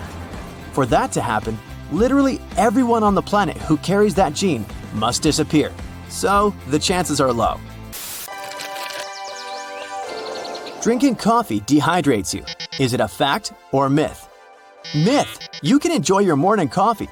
Okay, you may visit the bathroom more frequently after drinking coffee, but it doesn't mean you're losing more water. There are numerous studies made about the effects of caffeine. Some of these studies reveal that drinking a reasonable amount of coffee a day doesn't increase the risk of dehydration. Eating yogurt helps your digestion. Do you think this is a fact or just another myth? A fact, but with the right choice of yogurt. Yogurt is food containing probiotics. They are the good bacteria that make everything flow smoothly in your gut. Eating yogurt alone may not be enough to have a healthy digestive system. It supports the digestive system positively. Keep in mind, though, not all yogurts are equal. Some of them have sugar in them, or they come with toppings like candy or cookies. Go for the classic ones. Your hair will grow faster if you have it cut more often. Fact or myth? We were always told not to cry too much over the hair we lost because it would grow back faster. Unfortunately, the hair growth rate doesn't depend on how often you get a haircut. The average hair growth rate is 0.01 inches per day. Plus, many factors affect it: age, hormones, and even the time of year. Knowing this new fact may make some people postpone their hairdresser appointments. You find yourself at a food fair in Iceland when you see it for the first time. Volcano bread. You eat a slice and oddly enough, it actually tastes good. Unsure of how this works, you check out the baking process. Is this kitchen really strange looking, or is it just me? The baking spot is in nature, specifically in a hot springs field. You better watch your steps so you don't get burned by the hot vapor jolting from the ground. Now, a local baker shares their traditional rye bread recipe with you. Rye flour, check. Yeast, check. You mix it all together and pour it into a metal pot. Next on the list is digging the hole where you'll place the pot to bake. You dig for about 16 inches until you can see the water bubbling from the ground. If you want to do it like a local, you'll use your finger to check the water temperature. Yikes! That's hot! Actually, the ground is heated by lava. Iceland is one of the most volcanic regions in the world, with over 30 active volcanoes at any one time. After you bury the bread in volcanic soil, you leave it there and wait 24 hours until it's ready. The next day, the bread is fully baked and super tasty. And the best part is, you just participated in an ancient Icelandic tradition. People have been doing this since at least the 1800s. Imagine it's your first day of work in a museum, and your assigned task is to clean the mask of Tutankhamun. You grab your cleaning utensils and then, oh no, this can't be happening. You just broke Tutankhamun's beard. I never wish this to happen to anyone, but this is actually a true story. Back in 2014, an employee at the Egyptian Museum knocked off the beard of Tutankhamun's mask and glued it back on, hoping no one would notice. This mask was discovered in 1922 and is considered one of the 10 symbols of our human civilization. Oh, and the best part of this story? It took historians until 2016 to discover the poor glue job. So, if you visited the museum between 2004 and 2016, maybe you saw the glued beard. If I say Sahara, what comes to mind? An infinite desert landscape, right? Well, according to scientists, the Sahara isn't always a desert. From time to time, it becomes green. But you probably won't be seeing this in your lifetime. Every 10,000 years, the Sahara lives through a humid period, where the sand gives way to lush green vegetation and sparkling lakes. This happens due to a tilt in the Earth's axis, which affects different weather patterns around the globe. Can you imagine the Sphinx surrounded by rainforest? It's mind-blowing. And speaking of the Sahara, say you traveled back to 1800 BCE. If you timed it right, you might get to see the construction of the so-called Black Pyramid in the city of Dashur. These are not the famous Giza pyramids, but they serve the similar purpose of being a final resting place. In 1892, archaeologists excavating the area found an important part of the Black Pyramid that was lost for centuries. The benben, also called a pyramidion, was the tip of ancient Egyptian pyramids. A benben consists of a solid block, usually made of limestone. Most of them were covered with gold and reflected the first rays of light from the sun every day. Can anyone get me a time machine, please? Remember when you ate something really spicy, your cheeks turned red? Apparently, that can happen to birds too. For example, canaries can change colors after eating peppers. These birds have a special pigment that allows them to switch shades depending on their diet. So, if a yellow canary eats red peppers, it can turn orange or red. Can rocks move on the ground on their own? Well, you might be under that impression if you visit Racetrack Playa in California. The site is a dry lakebed and home to one of the world's strangest phenomena, the so-called sailing stones. Think 100-pound rocks moving around alone, leaving behind trails as long as 1,500 feet. They were discovered in the 1900s, and until recently, no one was lucky enough to be on the site while they were moving. It was only in 2014, after much observation and research, that scientists solved this mystery. The sailing stones appeared because of the perfect balance between wind, ice, and water. When it rains, the water that falls on the ground freezes and forms a coat of ice above the ground. If it's windy, the rocks are easily pushed around, sailing along the lakebed. But hey, if you ever visit Racetrack Playa, don't disturb the rocks. On the western coast of France, you'll find the vacation hotspot known as the island of Ré. It attracts tourists looking for scenic landscapes and beautiful beaches, but that's not all it's famous for. There, an extraordinary phenomenon occurs when two different wave patterns collide with each other, something called a cross sea. It's almost as if the sea were a checkerboard divided into hundreds of squares. And no, it's not an optical illusion. A cross sea only happens in places where different quality waters meet. For a tourist to see the cross sea in Ré, this probably means that there was a storm in a different sea nearby. This stormy water travels with the help of currents and meets the water of Ré, creating these oddly shaped riptides. Oh, and apart from this island and Israel, there's nowhere else in the world where you could see such a thing. The following sight will either give you goosebumps or make you marvel at its weirdness. I'd say it depends on the time of day you visit.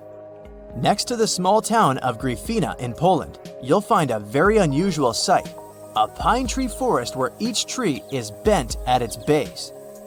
If you visit during the daytime, I guess you'll be fascinated by these trees' sharp 90-degree curves.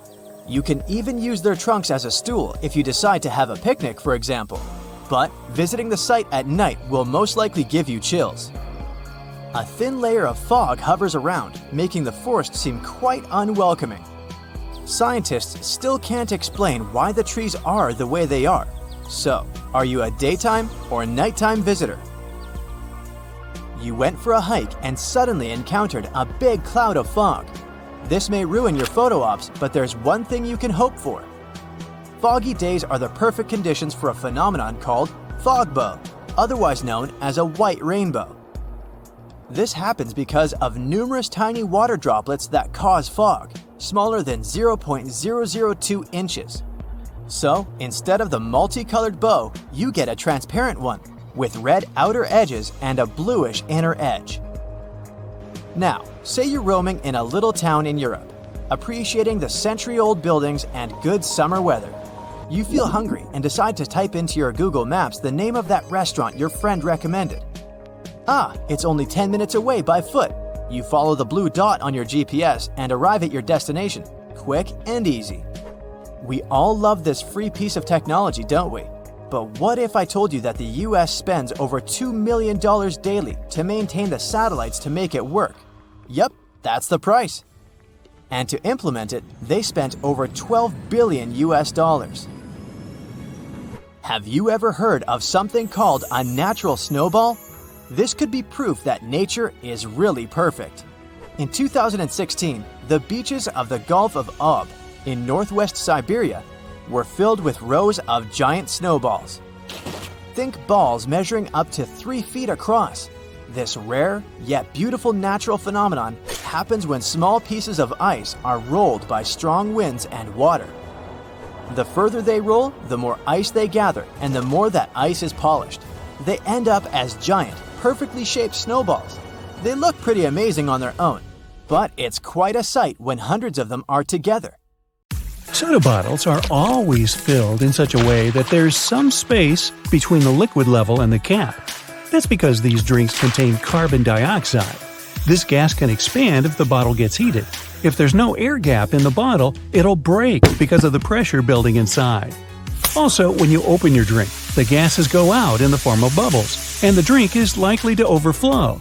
The gap helps with this problem too, except if you shake it up first, then open it.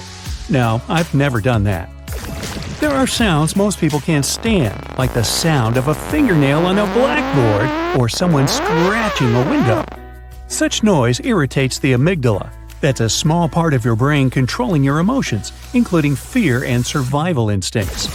Some cheeses have holes in them. They're called eyes. These eyes are made by bacteria used in the process of production. When cheese is almost ready, these bacteria release carbon dioxide, and this gas forms bubbles that later become the cheese's eyes. See? Cats knock different things over because of their hunting instincts. Your cat is simply checking whether the thing is alive or not, or it might want your attention. Cats are smart and know that humans come very fast when something is broken. When the pizza dough is ready, it gets manually spun in the air. This process removes lumps and creates its circular shape. It's more convenient to bake a round pizza. This way it gets heated evenly. Plus, it's easier to cut a round pizza into equal parts. There have been reports of raining frogs, fish, and other unusual stuff dating back to ancient civilizations. Strong winds, such as those in a tornado or hurricane, sometimes get so powerful that they can lift up a school of fish or frogs and rain them somewhere miles away. Lightning is never a triangle, straight line, or circle. It always has a zigzag shape. Lightning is an electric current, and it always takes the path of least resistance. Air is uneven and irregular, containing dust particles, gases, and other substances. So, lightning just seeks the best way through. Flowers have different colors because of the color pigments they contain. But there are other factors, for example, the amount of light they receive while growing, or the temperature of the environment around them. Even the pH level of the soil can have an impact on flowers' coloration. By tilting their head, dogs try to understand all you're saying correctly. It's the way to adjust their ears to the sounds they hear. It may also be the way to show their empathy to the owner. Or they got something stuck in there. Tickling is bound to cause a laughter reflex, but nothing will happen if you tickle yourself. That's because there will be no element of surprise. Your brain knows what you're going to do. Barcodes speed up the purchasing process. If a barcode consists of 12 digits, the one on the very left is a system identifier. For example, 2 means it's a randomly weighed item. 3 is used for products related to health. The next 5 digits identify the manufacturer, and the following 5 are the product's number. The last one is the check digit. Scanners need it to make sure they've read the code correctly. The song is bound to get stuck in your head if its music is simple, the text is repetitive and short, and the rhythm makes you move. Another reason you might have an earworm is that you hear some songs too often, and your brain can easily detect them. Highlighters are filled with a special semi-transparent fluorescent ink that can glow in dim light. Yellow and light green hues are the most popular because they don't prevent you from seeing the text after black and white photocopying. Photocopiers perceive yellow and light green marks as very pale and don't print them. With age, your hair loses its natural color. It happens because keratin receives less pigment. As people grow older, the pigment cells in their hair follicles gradually vanish, and hair becomes gray. Some time passes and no pigment is produced at all. That's when hair turns white. Trees stop growing at a certain age. It might be because when a tree reaches a particular height, it gets difficult for it to pull water from the soil. Because after that, it needs to pump it all the way to the top, and that's when gravity comes into play. Some trees, like the baobab, start growing out instead of up once they reach their full height. Your own body makes mosquito bites swell and itch. A mosquito breaks your skin. Your immune system perceives the insect's saliva as a foreign substance, so it starts a special reaction to flush the intruder out of your body. A compound produced by the immune system, called histamine, makes the blood flow faster around the bitten area, and it causes the swelling. The histamine also sends a signal to the nearest nerves, which makes the bite itch. Geese usually fly in a V-shaped formation to conserve energy and make sure none of their team members get lost. You can't hum while holding your nose. Trust me. During humming, you exhale air, but when both your mouth and your nose are closed, the air can't escape. The longer you can hum like this is 2 seconds. Then you'll have to open your mouth and catch your breath. Road and construction workers are usually dressed in orange because the bright orange hue is visible even in bad weather. It's the most effective color to attract attention and alert people. No wonder lots of safety jackets and traffic cones are orange as well. Modern-day, perfectly round coins used to be shaped randomly or have no shape whatsoever in the past. But dishonest people stole valuable metals the coins were made of by chipping their corners off. Of course, it was illegal. To prevent this kind of fraud, they invented round coins. After that, it instantly became obvious when the coins had been fiddled with. Most ambulances have this word printed on the front of the vehicle, which is the word ambulance backward. It's written in reverse so that the driver in front of the ambulance can see the word properly in their rearview mirror. Then they can move out of the way and let the ambulance pass. White is the most popular color for painting aircraft. It reflects sunlight most effectively, which doesn't let the plane heat up too much. All kinds of cracks, dents, and other damage are much more visible on the white background. It means the fault can be spotted and repaired as fast as possible. And finally, it costs less to buy a white-colored airplane because it's the color they have at birth. Unlike what many people believe, adding salt to water won't make it boil faster. It's true that salt water gets hotter more quickly than the regular one, but its boiling point is also higher since salt adds some extra mass to the water, so it won't make things speed up. The first basketballs were brown because they were made of brownish leather, but such balls were difficult to see for both players and for fans. To make the basketball more visible, they decided to make it orange. Ooh, like the traffic cones. Flamingos are born gray, but they turn pink because of their diet. A lot of tiny shrimps and blue algae. Both of these products are packed with special pigments. When the flamingo's liver processes these pigments, special molecules travel to the bird's legs, bill, and feathers, painting them pink. Donuts are shaped like rings because, otherwise, they might get overdone at the edges but uncooked and gooey inside. With a hole in the center, both the outsides and the insides get ready at the same time. Bears don't sleep for months during hibernation. Instead, all the processes in their bodies slow down. They don't need to eat or drink, but they can still react to any unexpected things going on around them. You see the sun as yellow or orange because the atmosphere of our planet scatters such colors as blue, green, and violet. This is also why the sun looks warmer at sunrise and sunset. Emergency services use two colors of flashing lights, red and blue. The red one is associated with warning and danger. It's also one of the most noticeable colors. But this color can get lost in heavy traffic because most cars have red taillights. That's when blue flashing lights come in handy. Your tongue doesn't have separate bitter, sweet, sour, or salty sections for tasting. Each of the 8,000 taste buds you have on the tongue, the roof of the mouth, or even in the throat, can detect all the tastes. Lots of private houses have triangular-shaped roofs because this allows rain, snow, and fallen leaves to slide off the slope. If all this stuff piled up on top of your house, one day your roof would collapse. Kangaroos have muscular legs, big feet, and tails that allow them to move forward really fast. But the animal can't go in the opposite direction. That's because of their body construction. Leather often looks dull to the eye because it's covered with itsy-bitsy scratches and scrapes. They scatter the light that hits the material. When you coat your shoes in a layer of wax, you fill these tiny crevices. The surface becomes smoother and the rays of light bounce off it more evenly. That's why the leather looks shiny. Bread tag colors indicate the day when the bread was baked. For Monday, they use the blue tag. Tuesday is green and Thursday is red. Bread bags have white tags on Friday, and on Saturday they are yellow. This makes it easy for grocery store employees to remove stale bread from the shelves and replace it with freshly baked ones.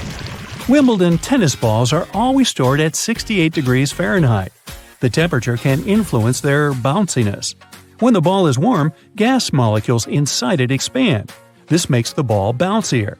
After the ball cools down, the molecules shrink. This decreases the bounciness.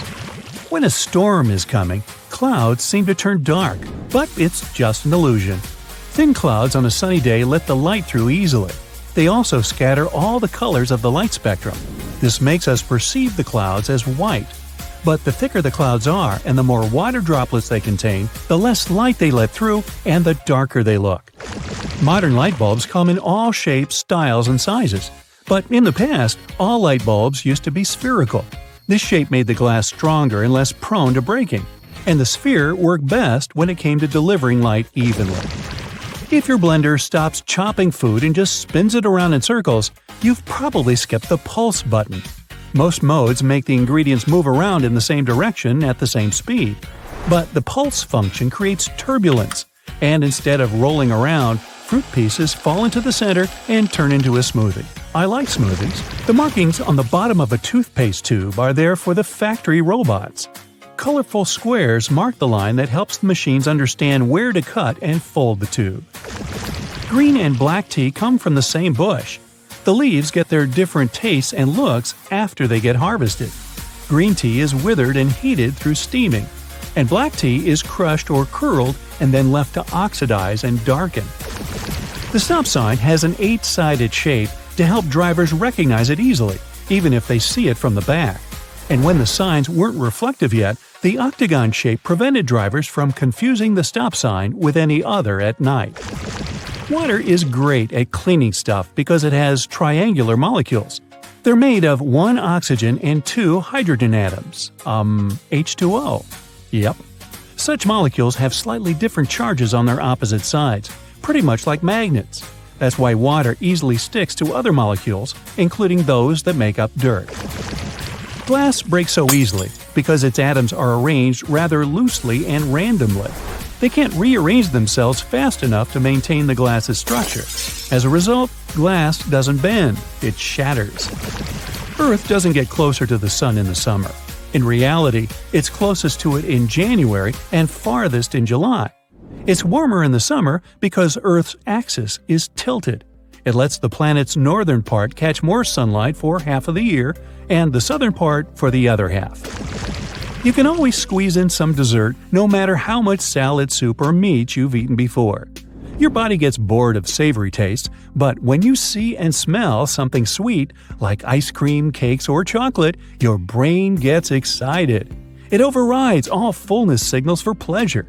Plus, your stomach is a flexible organ, and sugar helps it relax and physically make room for dessert. Hey, I can use that information. The first solar calculator hit the shelves in the late 1970s. That's when scientists began experimenting with relatively cheap solar cells. Calculators were among the first products that needed a little power to work. Later, this technology moved to larger stuff, such as lights and highway signs. Light isn't the fastest thing in the world. Of course, nothing can compare to its speed in a vacuum, but it slows down when going through water or glass. Oranges, the fruit, not the traffic cone, aren't always orange. The green skin variety is just as sweet and ripe. This unusual skin color protects oranges from the sun. It's also a sign there's plenty of chlorophyll in the fruit. That's why green oranges mostly grow in warmer climates. A shadow is cast when you have an object in the path of light. Light travels in a straight line, which is why you always get a shadow when something's in front of a light source. Birds and airplanes are no exception. They do cast shadows, but you can't see them. The closer the object is to a light source, the denser its shadow is. And if the object is too far away, its shadow disperses. So get this, an extra hole at the upper part of the sink has multiple hidden functions. First, in case someone forgets to close the tap, the water won't overflow and the bathroom won't get flooded. Second, thanks to that hole, the water drains faster as it gives an escape for the air, helping the water flow down. Those 2 holes on the side of any Converse shoe are not there only to let the stinky air out. Sure, breathability is important for any athlete, but the second reason is that athletes lace through those holes to get a better grip. Donuts have a hole in the middle, and it doesn't stand for "Oh" in donut. It's not designed for an easier grip either, although it can be quite convenient. It's actually made this way for mass baking, so that they cook all the way through evenly. Most metallic zippers have a hidden lock inside them to save you from awkward situations, such as an undone fly. Oh boy. Don't leave the zipper handle in an upward position. When you pull it downwards, it automatically locks. It's all thanks to those tiny grooves hidden underneath the handle. Almost any public toilet has a large gap between the floor and the door. The reason for such a zero privacy thing is to actually minimize the level of privacy and comfort, so that people wouldn't stay there long and there'd be no lines. It's also easier to clean and safer if some emergency occurs. Spoiled milk emits gases, like most foods when they go bad. A classic plastic milk jug has a concave shape on one side, so when the gases expand inside the jug, it expands too, and the concave shape curves out. Also, if you want to save some milk for later and freeze it, the jug will expand when the milk gets solid as well, occupying more space in a jug. Headrests in a car are about comfort, and detachable headrests are about safety. If you pull the headrest out of the seat, you'll see two bars, which are quite sturdy. If you ever get locked or trapped in a car, you can get out of there smashing the window with one of these bars. Bath foam isn't only for fun or a nice smell. It also helps regulate the temperature. The bubbles keep the water hot, so you can enjoy a bath a bit longer. Anyway, it works for acrylic bathtubs only. Those made of metal lose heat really fast either way. Many cups and mugs have little grooves on the bottom on purpose. They're designed for dishwashing machines. The grooves let the water flow and not spill over your feet when you take the cup out. Also, those grooves let the air flow, so the cup doesn't crack even if the tea is scalding. Almost all measuring tapes have a metal tip with a small slot on the end. You can use this slot to hang the tape on a nail or a screw and make measurements without anyone's help. Sometimes this tip has a row of sharp points along the edge on one side. That comes in handy when you want to leave a mark without using a pencil. Doorknobs are usually made of brass, bronze, and some other copper alloys for a reason. They have an antibacterial effect, so they stop microbes from spreading. They get rid of a range of harmful germs pretty fast, within a couple of hours. But don't forget to wash your hands anyway. Grocery carts have loops for a reason. You don't want to put your jacket in a cart next to potatoes and onions. Hang it on a loop. This little hook-like thing is here to help you better organize the space in your cart. The carts also have a super handy grid. Whenever the cart's full, you just need to lift the grid and attach the shopping basket for extra purchases, placing it in between the horizontal bar above the wheels and the hook the grid has. A point on an ointment cap is there for a reason too. Most tubes are usually sealed with foil, and it's better to avoid opening it with fingers unless you're ready to say goodbye to your nails. A point easily opens even the most safely sealed tube. A pack of cotton pads has those strings on it so that we could hang it on some hook or holder. And no, there's no need to untighten and tighten the pack again. Look at the bottom of the pack. It has a perforated line. Tear along it, and now you're good to pull out a cotton pad. If you've ever tried a Nintendo cartridge to taste, you'll confirm that they taste revolting, leaving a sour, bitterish aftertaste in your mouth. They're covered with denatonium benzoate, one of the most disgusting flavors ever known. Actually, this taste is kind of a hidden function. It prevents people from swallowing those cartridges. Silica gel can often be found in different things you buy, like bags, shoes, and many others. Don't throw it away. It's meant to absorb excess moisture, so anytime your shoes are a bit wet, just throw in a packet with silica gel. Escalator brushes aren't for keeping your shoes clean or polished. It's for our safety. Brushes won't let you come close to the edge, so a long coat or bootcut jeans won't end up between the steps. Rough edges on the dimes aren't just about design. The coins used to be made of precious metals to show their real value. People would shave off the edges, spending the shaven coins with the same value, and melt the edges into new coins. To avoid it, minters added that pattern so people could tell if someone cut that coin before. Ever notice a tiny hole on the bottom of a padlock? Its hidden purpose is to drain water to help avoid corrosion. It's always the most convenient place to lubricate a padlock. A drop of oil in there will make it open and close easier. Bottles have long necks for a reason. Hold the neck, not the bottle, if you want to enjoy a cold drink. Same goes for fancy glasses. Their stem saves any drink from overheating, so hold it right. Notebook margins are not some extra space for note-taking. In fact, people invented them to protect their notes. People used to co-live with rats, and these guys like gnawing on everything they see on their way, including paper. Still, rats weren't able to chew more than the space left on the margins. That black grate on a microwave isn't just some fancy decoration. It's called a Faraday shield, and it prevents the rays from escaping the microwave. It also speeds up the heating, so you can enjoy yesterday's leftovers faster. It may also block phone signals, so if you're tired of numerous calls, just put the phone into a microwave, but don't turn it on. All Tic Tac containers are designed to dispense one Tic Tac every time you open it. The lid has the same shape as the candy. Turn the container upside down, gently shake it, and slowly open it. You'll notice only one candy stuck between those lid grooves. So if you just open the container and shake it until 5 or more candies fall into your mouth, that means you've been eating Tic Tac wrong all this time. Those little holes in the airplane windows are designed to control the cabin pressure. They also protect the windows from fogging up as the temperatures drop and rise. By the way, the airplane window is round for a reason.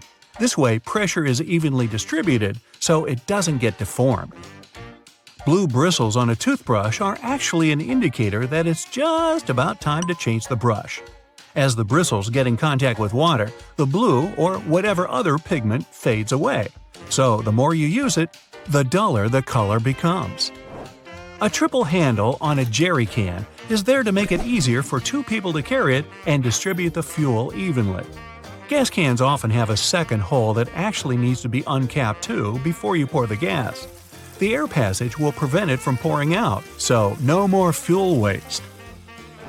The tab on the rearview mirror does have a function. It holds your air freshener, a pair of foam dice, your graduation tassel, and some other useful stuff. But in fact, it works as a tumbler between day and night mode. It helps hold the glare from the car behind you. Those car lights can blind you. As you take your first step off the plane, an eager crowd of emperor penguins surrounds you, pushing and shoving, all wanting your autograph. No wait, it's worse. You're hit with a chill like you've never felt before. Even though you're equipped with over 20 pounds of gear, the icy wind still finds you. The blinding sunlight obscures your view, but it doesn't help you to warm up at all.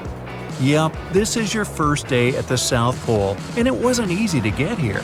You meet your coordinator, ready to begin your new life in the most remote place in the entire world. Grabbing your luggage from the plane, you look around at your companions. You all went through the same rigorous physical and psychological testing to prepare you for this uniquely challenging environment. The program had to make sure that you all had what it takes to handle months of isolation, freezing temperatures, and unfamiliar night cycles. The South Pole only has a single sunset and sunrise across an entire year. This isn't even mentioning the physical tests you had to pass. Researchers need a clean bill of health when they set off because there's usually only one doctor on the base. You hesitate at first, seeing nothing before you but an endless icy desert. But it isn't long before you notice a large building in the distance. This is the Amundsen Scott South Pole Station. After a long walk through the deep snow, you reach it. One step through the doors and you immediately stop shivering. It's so warm that everyone is walking around in t-shirts. You almost forget that you are in the coldest place on the planet. It surprises you to see how many people come to greet you. And they're not penguins. These researchers are stationed for the entire summer, studying things in the South Pole's extreme climates. You're officially welcome with an introductory slideshow in the conference room. The basic ground rules can help you in case things go, south. Everything is organized from provisions to waste management. The station recycles everything it can, even different kinds of batteries. Anything that can't be recycled is sent on a voyage all the way across the ocean to a dump in America. Once you're finished, the coordinator escorts you to your dorm, the place you'll call home for the duration of your stay.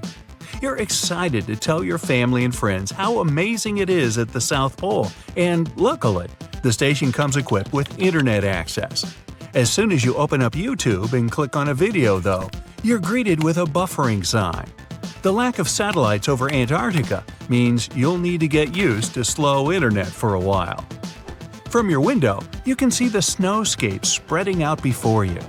Unlike the area around the coast of the continent, the South Pole is completely devoid of life. No plants or animals are able to brave the conditions this far inland.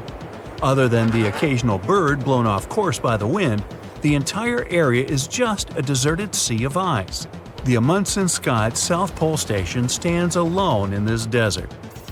The base camp needs all kinds of people so it can survive in the unique environment. Cooks, plumbers, electricians, medics, and other staff are all required to keep things working, so the scientists can do their research. You might be surprised at how nice the living conditions are for all these workers. Sure, you'd find the usual research facilities and the laboratories, but there are also many rooms set aside for fun activities. The base has its own basketball court, where different departments can regularly compete. There are even whole rooms set aside for music and arts. Most importantly, there's a dentist who can make sure your teeth aren't damaged from all that chattering. Let's not forget the cafeteria that serves dishes from all over the world. Craving a delicious green salad? Then you head down to the internal greenhouse to pick some fresh fruits and veggies. You'll find tomatoes, avocados, lettuce, and even tropical fruits. The greenhouse might also be the most humid place on the entire continent. Amazingly, it's so effective that it can produce around 20 pounds of goodies per week. There won't be any water shortages either. The base is planted on an almost infinite supply of fresh water. The crews simply feed Antarctic ice into their specially designed generators that melt and filter it into clean drinking water. If the stress of the extreme climate ever gets to you, you can just hop into the sauna. Detoxing in the South Pole is a one-of-a-kind experience. Now that you're familiar with the facilities and can get around with ease, it's time to work. The base is mainly dedicated to astronomy because the crystal-clear Antarctic sky allows researchers to capture amazing images of space. Antarctica is perfect for these pictures because it's the driest place on Earth. There's almost no water vapor in the atmosphere. You're here for another reason, though. The station is also used to study volcanic activity. Scientists have discovered 91 volcanoes buried underneath the Antarctic ice sheet, and it's your job to collect samples from one of them. Back out into the frigid cold, your teeth begin to chatter again. Luckily, this is nowhere near as bad as the lowest temperature ever recorded here. The South Pole has been as cold as minus 120 degrees Fahrenheit. That's so cold that if you threw a glass of boiling water into the air, it would turn to ice before it hit the ground. It would be almost impossible to even leave the station at that temperature. The warmest the South Pole has ever been was 10 degrees Fahrenheit, and that was at the peak of summer. As you approach the digging site, you start to notice changes in the scenery. There are hilltops and steep ledges all around.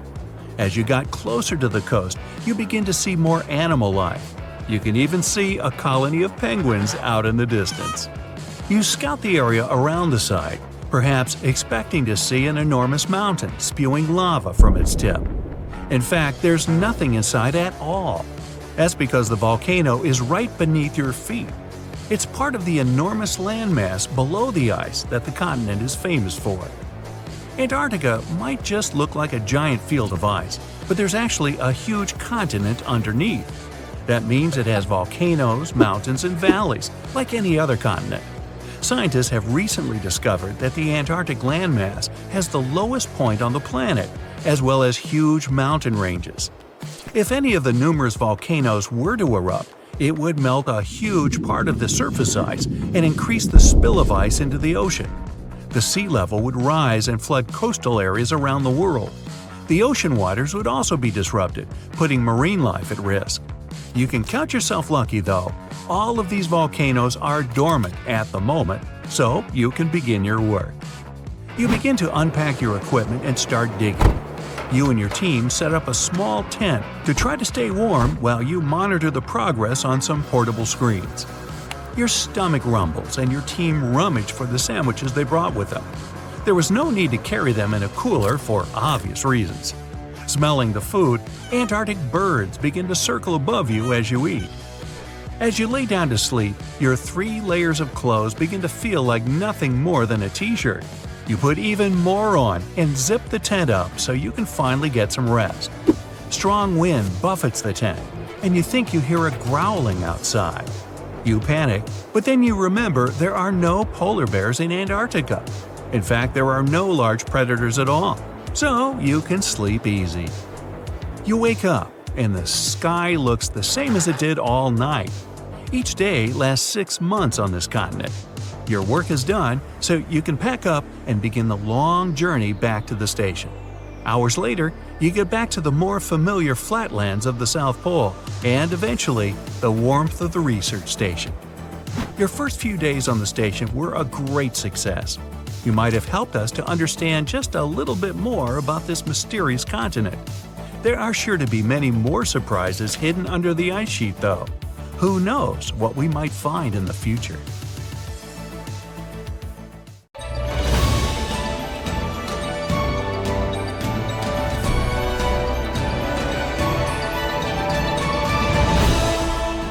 North Yungas Road in Bolivia is one of the most picturesque and most hazardous roads in the world. Just imagine biking along a cliff trail at a mind-numbing height, overlooking the lush Bolivian jungle and misty mountains at a distance. What a view! But as soon as you realize you're riding on a 10-foot wide stretch of road, some of which isn't even paved, you might get skin crawls. And for a good reason. Over 200 folks tumble to their demise each year on this devious mountain climb. And the absence of any guardrail doesn't help at all.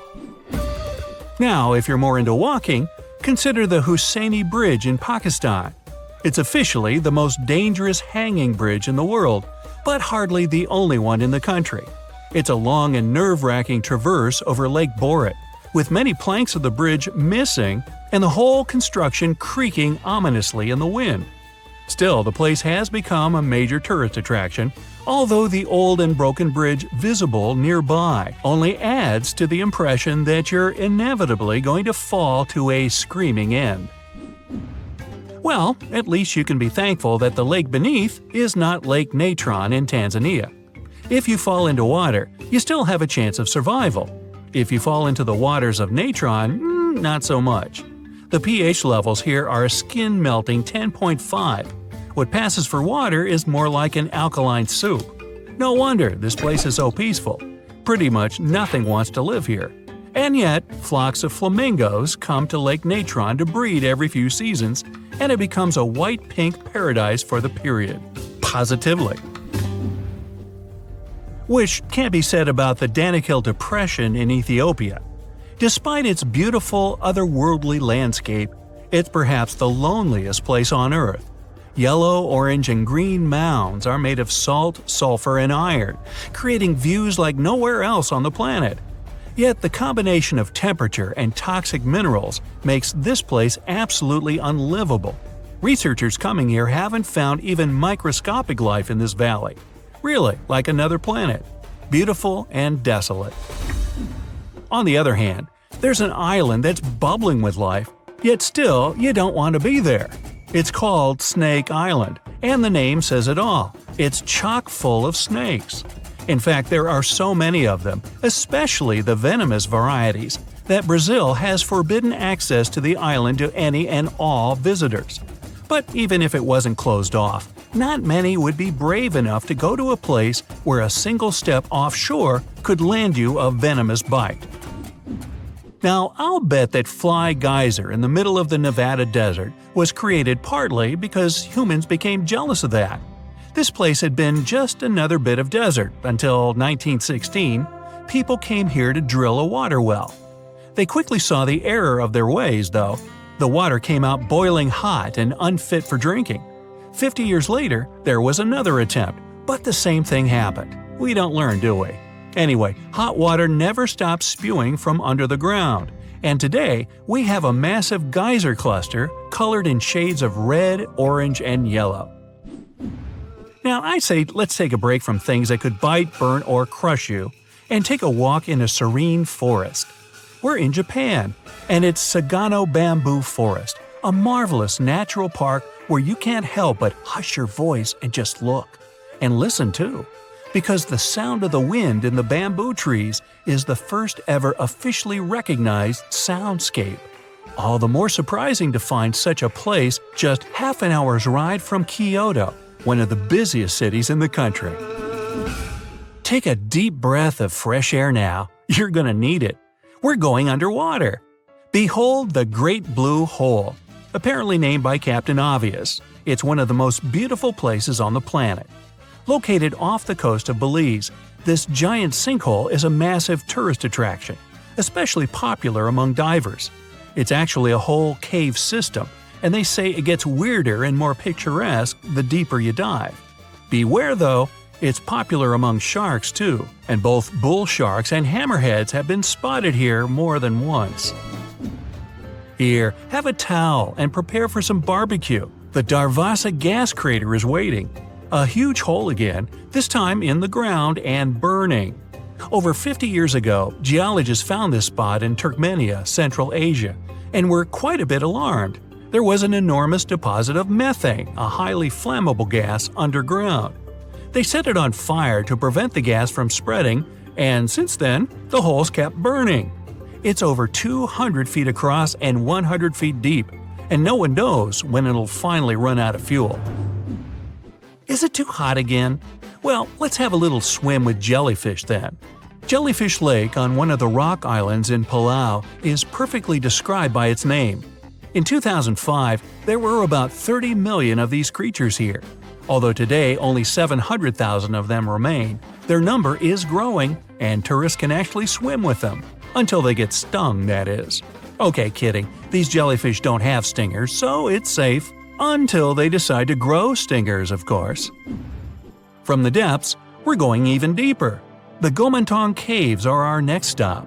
The cave system on the island of Borneo could have been Batman's hideout, given how many bats live there. At night, these nocturnal animals fly out of the cave in the thousands, making you wonder why you're still there watching it. But if you're brave enough to go inside the cave, you can truly marvel at the variety given to us by nature. Because there, on the floor and walls of the cave, lie tons of bat droppings, giving food and home to millions of cockroaches, parasites, and giant centipedes. Wondrous. Okay, I'm out of here. Now, if you're as easy to get away as I am, here's a place to go: Madidi National Park in Bolivia. It's one of the largest protected areas in South America and is home to an immense variety of animals, birds, and insects. I could do without the mosquitoes, but it's still among the few places where you could see wild macaws, monkeys, capybaras, and dozens of other creatures. Still, it's better to be careful because wild animals aren't always happy to see you, and there are known cases of attacks on tourists. Ever wanted to feel like Frodo Baggins in Middle-earth? Here's your chance. In Iceland, there's a slumbering volcano named Þrígukageigur that welcomes guests to a tea party. Now, don't confuse this with another infamous Icelandic volcano, Eyjafjallajökull. Yeah, it's easy to mix them up, they sound so similar. Here, tourists are actually ushered down into the volcano and spend close to an hour inside, looking at the magmatic landscape. They say Þrígukageigur can't wake up all of a sudden, but who knows? Don't forget to bring the Ring of Power just in case. From the lowest dungeon to the highest peak, and here we are at Mount Hua in China. It's called the most dangerous hike in the world for a reason. It's high, it's crazy scary, and it's a hike. At the height of 7,000 feet, which already makes me reconsider, there are several wooden planks nailed to the sheer wall of the mountain. When you get to the start of the hike, you put on safety gear and realize there's no turning back. You have to walk all the way. And then back. But if you're lucky, you'll see a crowd of hundreds of tourists and decide not to spend hours waiting for your turn. Finally, to really creep you out, I'm taking you to Pripyat in Ukraine. If you watch the TV show Chernobyl, you probably know what happened in this area. If you didn't see it, well, don't have a meltdown. Much of the town is still off limits for visitors, but there are already guided tours around the place. As haunting as it is, the landscape has some magnetic force. The silence makes you keep as quiet as you can. Also, you can see with your own eyes what happens when people abandon a whole city. Nature takes back what once belonged to it. Creeping vines along the walls and lampposts, trees and bushes sprouting from under concrete. And the main attraction in this desolate place is the rusty old Ferris wheel. That sure shivers my timbers. Puna Grasslands, Peru. A bare desert, rocky land, and one big nothing. Oh no, wait, there's Ureta. Ureta is a flowering plant that looks so unique you might actually think it's photoshopped. That's how different it is from the rest of the desert. At first sight, it looks like some rocks covered in moss. But we're talking about a 3,000-year-old plant found in the freezing Puna grasslands of the Andes. This plant grows in packs, and they're so dense you could stand on top of a Ureta shrub and it'd take your weight without problems. Spotted Lake, Canada. They call it the most magical spot in Canada. In winter and spring, this is just a regular lake that looks like any other. But try going there in the summer when the water starts to evaporate. It'll feel as if you've entered a different world, a polka-dotted landscape with blue, green, and yellow spots. Over the summer, there are over 300 pools there, and they look magical. Over the centuries, people believed each of them had different healing properties. Oh, and the explanation for the vibrant colors is pure science.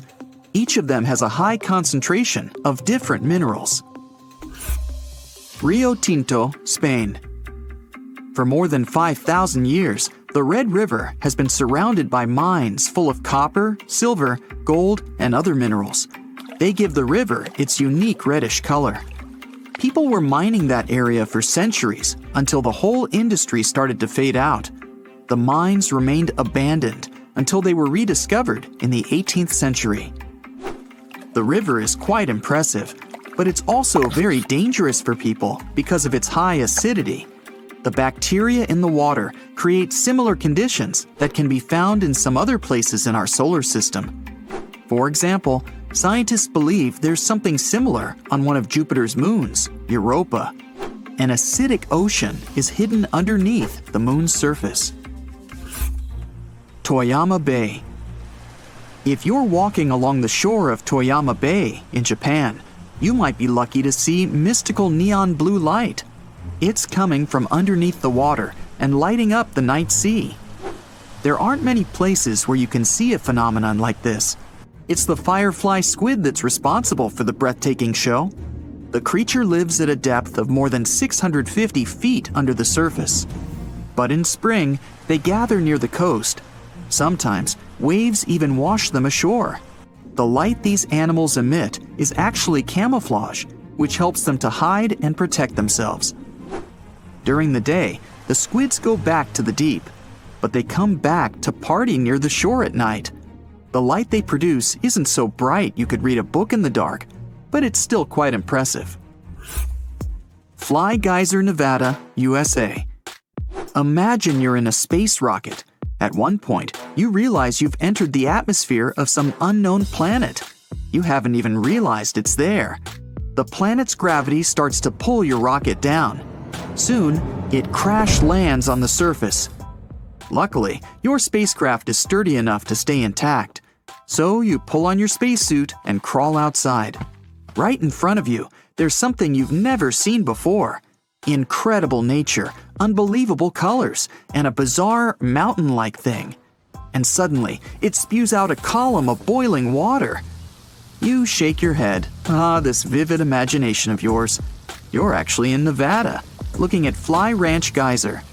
Don't get disappointed, it's still marvelous. The geyser appeared in the 1960s when a geothermal power company drilled a hole. This allowed the groundwater to escape. And the colors similar to those you can see in Yellowstone National Park? All because of algae. Speaking of Yellowstone, that's another place that looks as if it's been imported from another galaxy. On an area bigger than the states of Delaware and Rhode Island combined, there are more than 10,000 hydrothermal features, 500 geysers, and incredible waterfalls. Singi de Bemaraha, Madagascar. Now here's the place where you can easily imagine meeting some ancient animals. You can almost see them hiding somewhere among the pointy rocks, going up to 330 feet. Half of this national park is covered in forest, and the other half is rocky, formed by the erosion of water. The place is home to many animals, like chameleons, iguanas, frogs, and lots of different lemur species. Vatnajökull Glacier, Iceland. On your quest for the extraterrestrial wonders of our planet, don't forget to drop by Iceland. There, you'll find the biggest glacier in all of Europe. In some places, the ice can be more than 3,000 feet thick. Vatnajökull has 30 outlet glaciers ready to be explored. Those are channels of ice that once flew out of an ice cap, but remained stuck within the borders of the valley. As for famous Icelandic ice caves, they're formed when meltwater runs through a glacier trying to get to the surface. This usually happens in the summer when temperatures are higher and the water flow is more turbulent. When the temperatures go down, the water freezes. That's how the caves are shaped. Staffa, Scotland, UK. Staffa is an uninhabited island that looks like a place from a different planet. Once you see it, you can't shake off the feeling it hides plenty of secrets. In reality, though, it's a calm spot, almost completely taken over by seabirds and seals. Even so, no one can argue that the incredible rock columns give this place a unique and mysterious look. It's always encouraged local people to spread legends about the unusual cave. The columns themselves formed millions of years ago, mostly because of volcanic eruptions. Glowworm caves in New Zealand. Imagine finding an entrance to a magical cave. You row your boat, eager to sneak a peek inside, and get rewarded with one of the most beautiful views ever. You see a closed cave that looks as if it's under a magnificent starry sky. You don't need to travel all the way around the Milky Way to find something like that. Glowworm caves in New Zealand are there for you. The caves started forming millions of years ago, and now they have an impressive collection of stalagmites and stalactites. But what makes them really special is glowworms. The caves are home to thousands and thousands of luminescent larvae. Worms need to attract insects and potential partners. To do that, they use their tails that glow in the dark. There are lots of caves like this in the area, and people have been exploring them for over 100 years. Wulingyang Scenic Area, Zhangjiajie, China. This amazing place has breathtaking sceneries and more than 3,000 sandstone pillars. They look as if nature decided to make its own version of skyscrapers. Some of them are half as tall as the Empire State Building. Usually, you can't even figure out where the pillars start. All you see when you try to make out what's there at the bottom is endless mist. 2 natural stone bridges seem to be floating among the pillars, lost in the clouds. The Eye of the Sahara. That's a mystery that's remained hidden for millennia. This geologic formation is difficult to spot when you're standing on the ground. That's why it wasn't discovered until people started to explore space. For some time, scientists thought it was an impact crater created by some space object hitting Earth's surface. But after doing the research, they found out the origin of the eye was entirely Earth-based. These days, geologists believe the eye's formation started over 100 million years ago, when plate tectonics were pulling apart the supercontinent Pangaea. Molten rock, which was rising toward the surface, created a massive dome made up of different layers. Later on, volcanic activity and erosion finished the eye's look. Baikal Lake, Russia. The deepest, the oldest, and one of the biggest freshwater lakes in the world is bound to have some secrets of its own. The lake is frozen from early January to May. In the summer, the water is so clear you can see up to 130 feet down. That's because melted ice from the Siberian mountains is incredibly pure. There are also no mineral salts in Baikal. Salar de Uyuni, Bolivia. It's one of the most extreme places in South America. The world's biggest salt flat stretches for over 4,000 square miles. It appeared when prehistoric lakes evaporated thousands of years ago. A thick, salty crust extends beyond the horizon. At one point, you're not even sure where the land ends and the sky begins. The Atacama Desert, Chile. The world's driest desert is all about rocky landscapes, salt lakes, dunes, and extreme temperatures. In some parts of the desert, there's been no rain for almost 500 years. With no water or nutrients from the ground, there are no plants. That's one of the reasons why you might feel as if you're on another planet, like Mars. But wait for the night to fall. An infinite sky full of stars looks like a window to the universe and its mysteries. You're playing fetch with your doggy when all of a sudden you see something falling down from the sky. It's glowing and has a large tail behind it. It's speeding down at an alarming rate, getting ever closer. You try to grab your pooch to take it inside, but it goes stubborn, barking and growling. But then you look up and notice the shining UFO becoming more like a ball, and it looks like it's heading towards you. You run around your backyard trying to catch your hound, but this time it thinks you're playing with it and runs away from you. You improvise and chase it to go inside the house, and great timing too. The object in the sky flashes so brightly you can't even look at it, and then boom! It's like a small piece of the sun just crashed right behind your house. You leap behind a couch and try to take a look at what happened. Your neighbors knock on your door to see if you're all right. Once you open to them, they all flood in with their cameras. You collect yourself and head back to the backyard where everyone is gathered round. You make your way to the object, and you can already feel the warmth it gives off. It looks like a regular fist-sized rock lying in a hole in the ground. You observe it from all corners and try to get the best angles.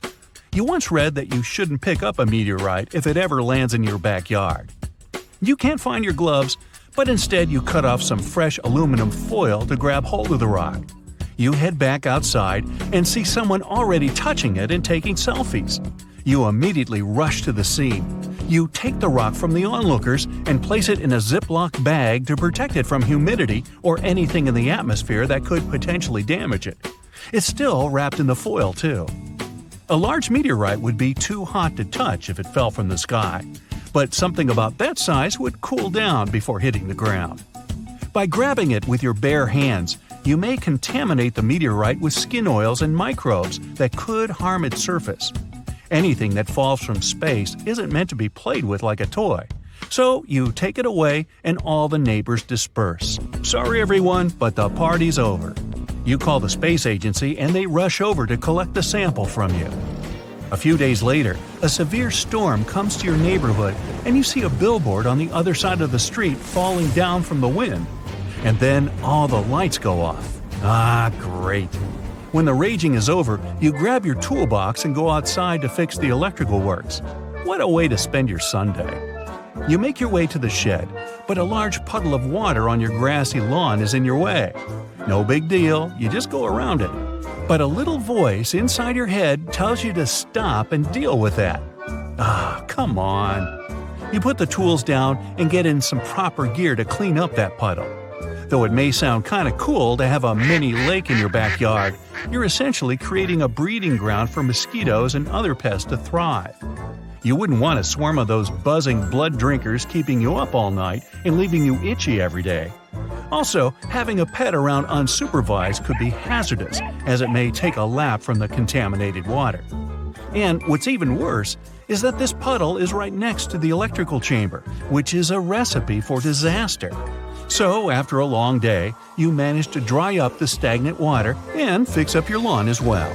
You fix the electricity issue too, and are able to enjoy the rest of the day with your dog. You're enjoying some delicious burgers in your backyard. You take a few bites and reach out to munch on some fries, but you grab onto something that doesn't feel too French fry-y. You take a look and see a full-grown wasp crawling around your lunch. You get up and go into a full freak-out mode, tossing your burger away and running inside your house. You shut the door and grab onto your dog. Yeah, you may have overreacted just a tad bit. But anyway, you're looking at your freshly grilled patties laid out on the table and see another wasp join the first, and then another, and another. you step back outside and try to find where they're coming from. You glance about suspiciously, and as you walk around, you notice a wasp flying back and forth from the grill to an area by the roof. One goes back to the roof, and 2 other wasps come out. Yup, there's definitely a wasp nest over there. You grab a ladder from the shed and climb up to see a small hole in your roof where the wasps created a nest. And it's a good thing they made that nest outside. There have been cases where people found wasp nests inside their homes, behind closets and cupboards in their kitchen. Your dog wanders outside and tries to get a bite off of one of those patties. The wasps around seem intimidated and fly around your dog to give it a good warning. But luckily, you jump to the rescue, snatch your dog away, and tuck it inside. Wasps don't usually sting humans unless agitated. And the difference between good old honeybees and wasps is that the latter can sting multiple times. But wasps are still extremely beneficial for us because they keep insect populations in check. Wasps don't become prey as often as other creatures, which is why farmers even deploy some onto their crops. At this point, the wasps have taken over your little grill and left you alone inside. They invite more of their friends and are even playing cool party games. You look at your dog and it's extremely disappointed in what happened. The best thing to do in such a situation would be to call pest control and move the nest to another location. It's really risky to do that on your own. But at least you can do another grill out without any wasp bothering you. Watch out for those mosquitoes though. Another great afternoon in the yard playing with your dog. But this time, it seems distracted by a noise coming from behind the bushes. It runs all the way there and starts digging. You run over to check what's going on and find cute little puppies crying and crawling about. Amazed, you take a closer look at the puppies and notice they don't look like ordinary dogs. They have a kinda orangish shade to their fur and pointy ears. Well, congratulations! You've just found a little fox den in your backyard. Or rather, your dog found it. These babies are hungry and could use some food. But it's better to wait for their mama to come and bring some goodies.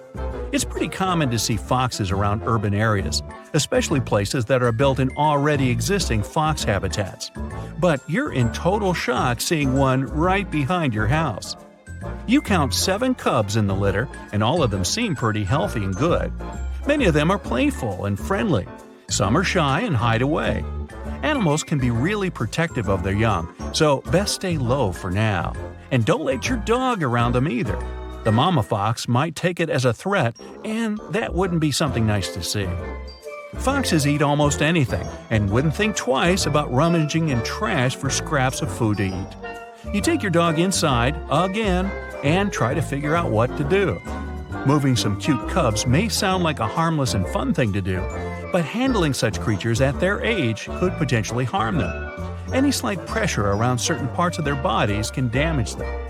Not to mention ticks or fleas these babies may have. Being exposed in the outdoors leaves them vulnerable to all sorts of nasty vermin lurking around. So you grab your phone and call animal control to report the fox den. And once they arrive, they finally deal with this issue. Gee, what an interesting backyard you have.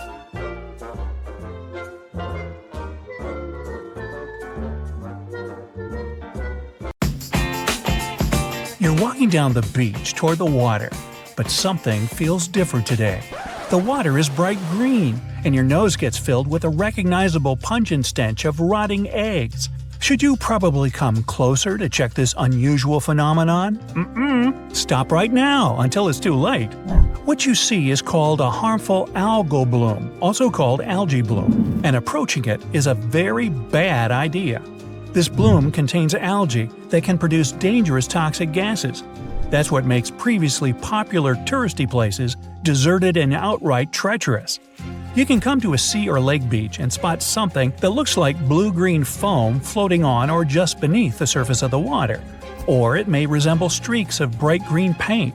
Some blooms, called red tides, can color the water brown or red. Anyway, once you notice something like that, try to stay away, keep in check that curiosity of yours, and don't go exploring. When algae decompose, pockets of toxic hydrogen sulfide gas are trapped under the crust. If you unknowingly step on such a pocket, you'll set the gas free and can accidentally inhale it. It's enough to say that this is likely to end tragically. On some beaches, bulldozers pile up the algae into dump trucks and bring it to special centers. There, workers dry the seaweed and get rid of it. But sometimes, these centers have to be temporarily closed. Algae mixed with sand and mud smells so awful that local people can't sleep at night because of the stench. There are 3 types of dangerous algae that can gather into harmful algal blooms: cyanobacteria, dinoflagellates, and diatoms. All of them are made up of minuscule floating life forms that use sunlight to create their own food. The blue-green algal blooms are caused by cyanobacteria. They produce dangerous toxins that destroy nerve tissue. It can get so bad that water treatment plants might be unable to get rid of the toxin. Then, local people are recommended not to use tap water. Dinoflagellates and one diatom species are responsible for creating red tides.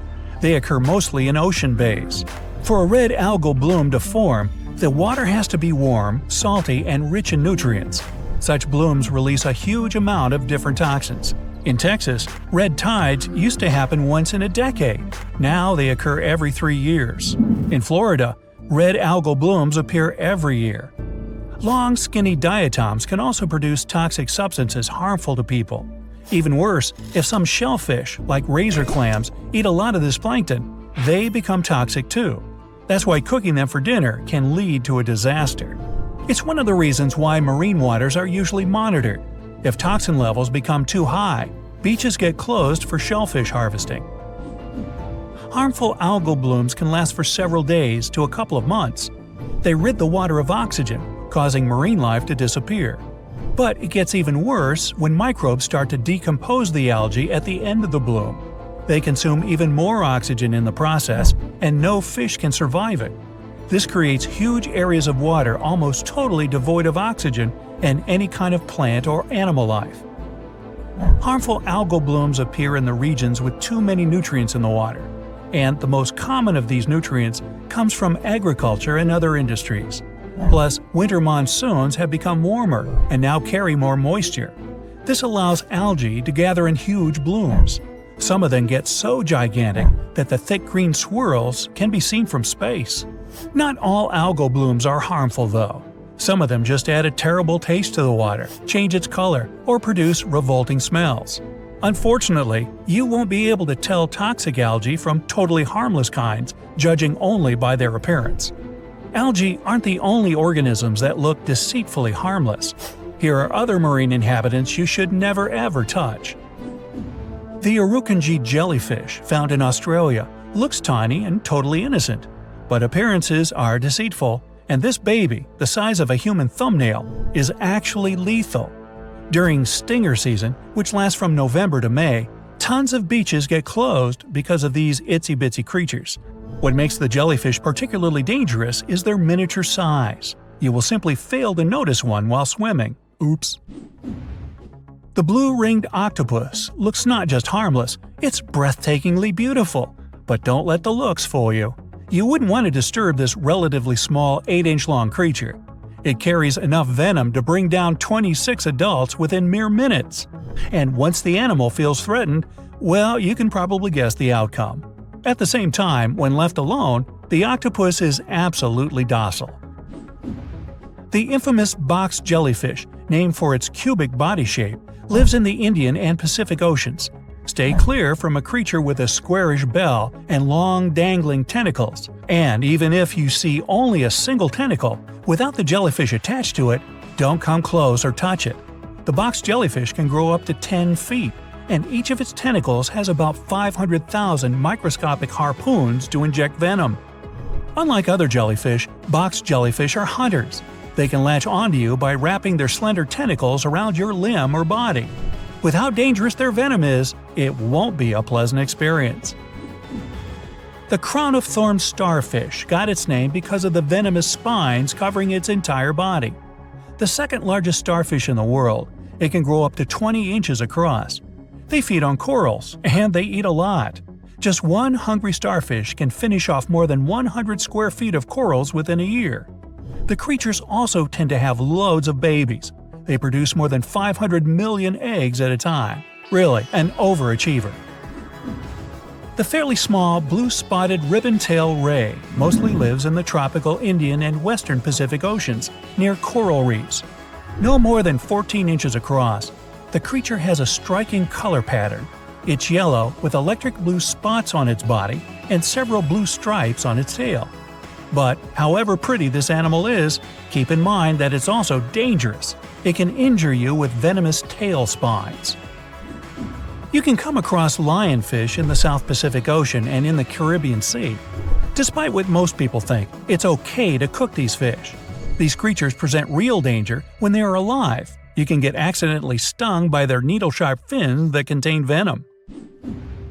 If you're an enthusiastic shell collector, you should know the cone snail by sight. About 4 inches long, the snail looks cute and innocent, but this look is deceitful, especially if you're dealing with a tropical species. Imagine finding a pretty shell and picking it up. You aren't afraid, your diving gloves seem to offer perfect protection. But cone snails have tiny needle-like protrusions they can deploy from their mouths, and those are full of lethal neurotoxins. These harpoons can easily get through your diving suit's fabric, but the worst thing is that the venom contains painkillers. You won't even know you've been stung. The flower urchin got to the Guinness Book of Records as the most dangerous sea urchin on the planet. These creatures live in the Indian and western Pacific Oceans. And while a flower urchin may look like something you'd love to see in your aquarium, never ever touch it. Flower urchins have enough venom to make your holiday extremely unpleasant. Or short. The reef stonefish, the world's most venomous fish, knows how to camouflage. Oh goody. It can blend into the surroundings so well, you won't even notice it, even if you're paying attention. This makes it all too easy to step on the fish. Once the creature feels threatened, like when you're accidentally trying to crush it, it extends the venomous spines growing along its back. The more pressure, the more venom the fish produces. The creature remains dangerous even taken out of the water. The Indonesian needlefish isn't venomous, doesn't have sharp teeth, and will most likely stay as far away from you as possible. The danger lies in the fish's body shape. After all, it wasn't called the needle for nothing. Needlefish swim near the surface. In case of danger, they launch themselves out of the water, and their speed can reach 37 miles per hour. Their long, sharp jaws turn the fish into flying spears. The striped surgeonfish got its name because of the spines growing near the base of its tail. When the fish feels in danger, it moves the tail and reveals these scalpel-shaped spines. If you don't hurry to move away, you can get several nasty cuts. Keep in mind that some species are also venomous. Hey, have a nice day at the beach, y'all! That's it for today. So hey, if you pacified your curiosity, then give the video a like and share it with your friends. Or if you want more, just click on these videos and stay on the bright side.